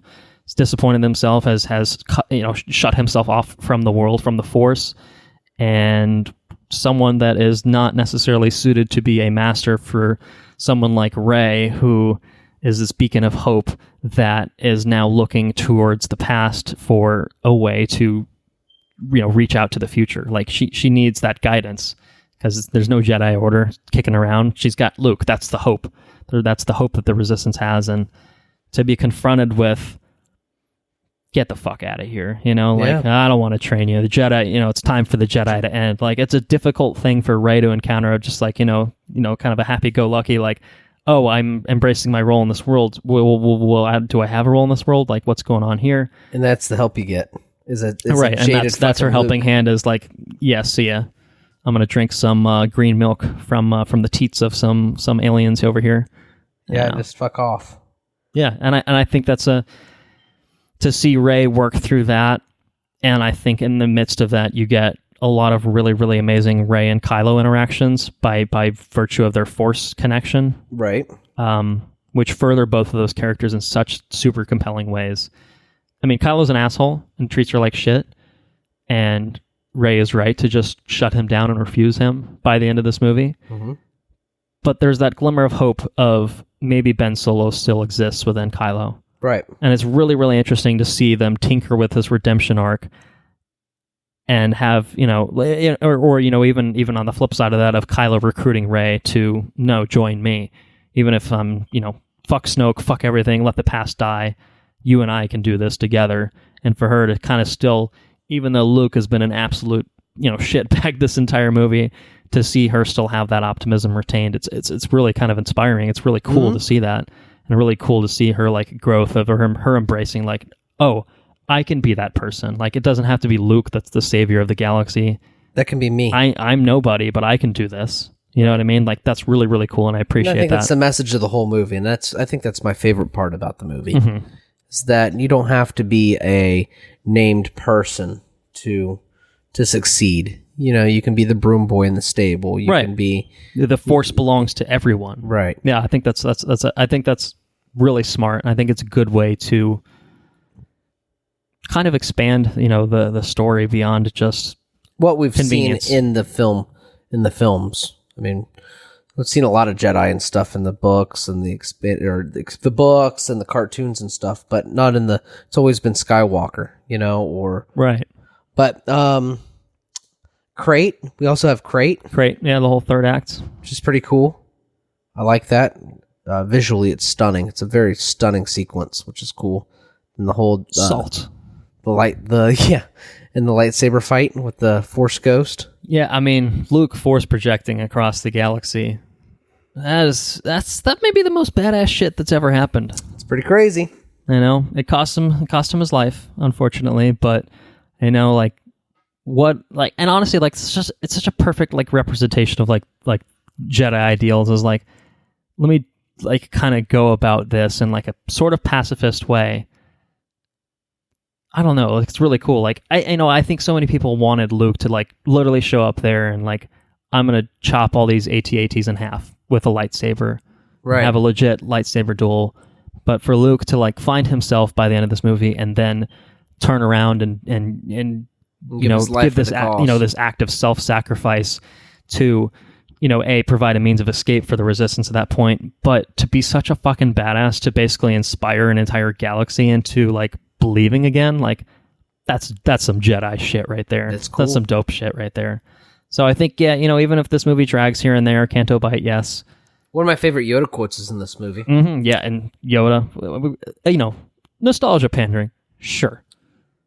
But such a good like a smart inclusion. Like, it is. It's a like real Yoda's here just to drop some wisdom and be like, Luke, you're still a dumb shit. It's okay. You still can learn, but you're a dumb shit. It's about the teachers. We are there's the greatest teacher failure is, and like we are what they grow beyond. Yes. That is the true burden of all masters, I think is, yeah. Like that's some, these Yoda's in there dropping some wisdom, and it's beautiful, man. Some insightful shit, man. It is some insightful shit. It's really, really great. I appreciate that. Poe gets a bit more play here. I'm sure you appreciated that, you know. The whole intro sequence was pretty strong. Yeah. Oh, I love the intro sequence in this. Yeah. The whole like dogfight with the dreadnought and stuff like that. That's cool. Yeah, that's really cool. The bombing sequence run. Now Super stylish. there's that one spot where the detonator falls past her. Yeah. And then she's instantly on her belly picking it up. I didn't like that. That bothers me every time I watch that. I mean, it's probably just a weird editing thing, but she's not picking it up. She catches it. She catches it, but but the second it passes her, she's like this. Yeah. So she would have to flip over on that narrow thing and then catch it before it falls over. I feel like it's more of a weird editing thing. Or she used the Force, maybe. Or she used the Force, maybe. There It's we go. not how the Force works. Yeah, that was funny. It's good. Yeah. What else? Cool settings. Octo is interesting. The Porgs are great characters. Chewie roasting a Porg is excellent. Yeah. It's pretty good. Holdo's a new character, kind of heavily involved in Leia's story with Poe as well. Space Leia. You get Space Leia. Yeah, it was a little weird. It's a little weird. I don't mind it. I mean, the throne room sequence. Fuck. Also top tier Star Wars for me. Top tier, yes. You know, so cool. Praetorian Guards, you know, mostly there to look cool, but like they show off some chops out here of and there. all the like fucking they guards. stand toe to toe with Rey and Kylo for a good amount of time. Out of all the guards in all of Star Wars, they're the only ones to go toe to toe with anybody. I think so. Yeah. Well, I guess the royal guards mostly just stood around and they didn't do anything. Return of the Jedi, leave us. You know. Yeah. No. But yeah, they were there. They were badass. Snoke. I mean, just that whole I love that turn. It kind of comes back to what I was saying of like the redemption angle is there, and Kylo says no, right, kills Snoke and seizes power. He doesn't do it out of this sense of like, oh, I'm redeemed. It's like no, I have an opportunity here, and it's a very like Sith like thing. You know, I guess the rule of two is the apprentice usually strikes down the master, right? But I always appreciated that of just being like, no, I'm Supreme Leader Kylo Ren. Like, fuck, that's cool. And Hux is like, okay, all right. Poor Hux. Doomhole. So the throne room I think is peak Star Wars. I enjoy where it ends. I think it leaves the galaxy in a tough position. The First Order in such a big position of strength, and the Resistance can now fit on the entire Millennium Falcon. So yeah, it's a bad look. It's a bad way to end for the heroes, so that's Empire-esque, but I do think it is, again, a kind of a fundamentally different movie. But I think it's a strong story. It drags at times. I think the cast here is excellent. Mark Hamill and Carrie Fisher are really, really great. Adam Driver and Daisy are great. I like Rose. I think Rose is also an unpopular character, maybe by virtue of her inclusion in the canon, but I like her as a character. Benicio, I think, is a fun addition. Yeah. I think they're all good. I think that for me, it just comes down to this is better than that. And there's a lot of this, and when this is this good, that not being as good, it makes it, for me, it makes it feel weaker, I guess, comparatively. So, also rest in peace, Captain Phasma, for real this time. Poor Captain Phasma didn't shit either movie. So yeah, again, we've talked about it at length. If you want to hear our full in-depth, and the moment spoiler coverage, go back and check out our Last Jedi stuff. It's 4 hours long. It's cumulatively around there, probably. This is probably not that far off the mark either, although not just The Last Jedi. But yeah, I think. Do you have any last-minute thoughts on The Last Jedi? No, I'm all good, man. That's all right. my thoughts. Well, what we're going to do is we're going to hold off on doing the Skywalker Saga rankings until we can include the Rise of Skywalker in there after we've talked about it, which will be on our next episode. So look forward to that. You've obviously kind of gotten a loose sense just from our conversation as well. We've kind of talked about it, so shouldn't be anything too shocking, and I feel like we probably won't diverge too heavily in our final rankings. I wouldn't guess. But do you have any last-minute thoughts on Star Wars: The Skywalker Saga, episodes 1 through 8? If you haven't watched Star Wars, start with episode 4 and watch them.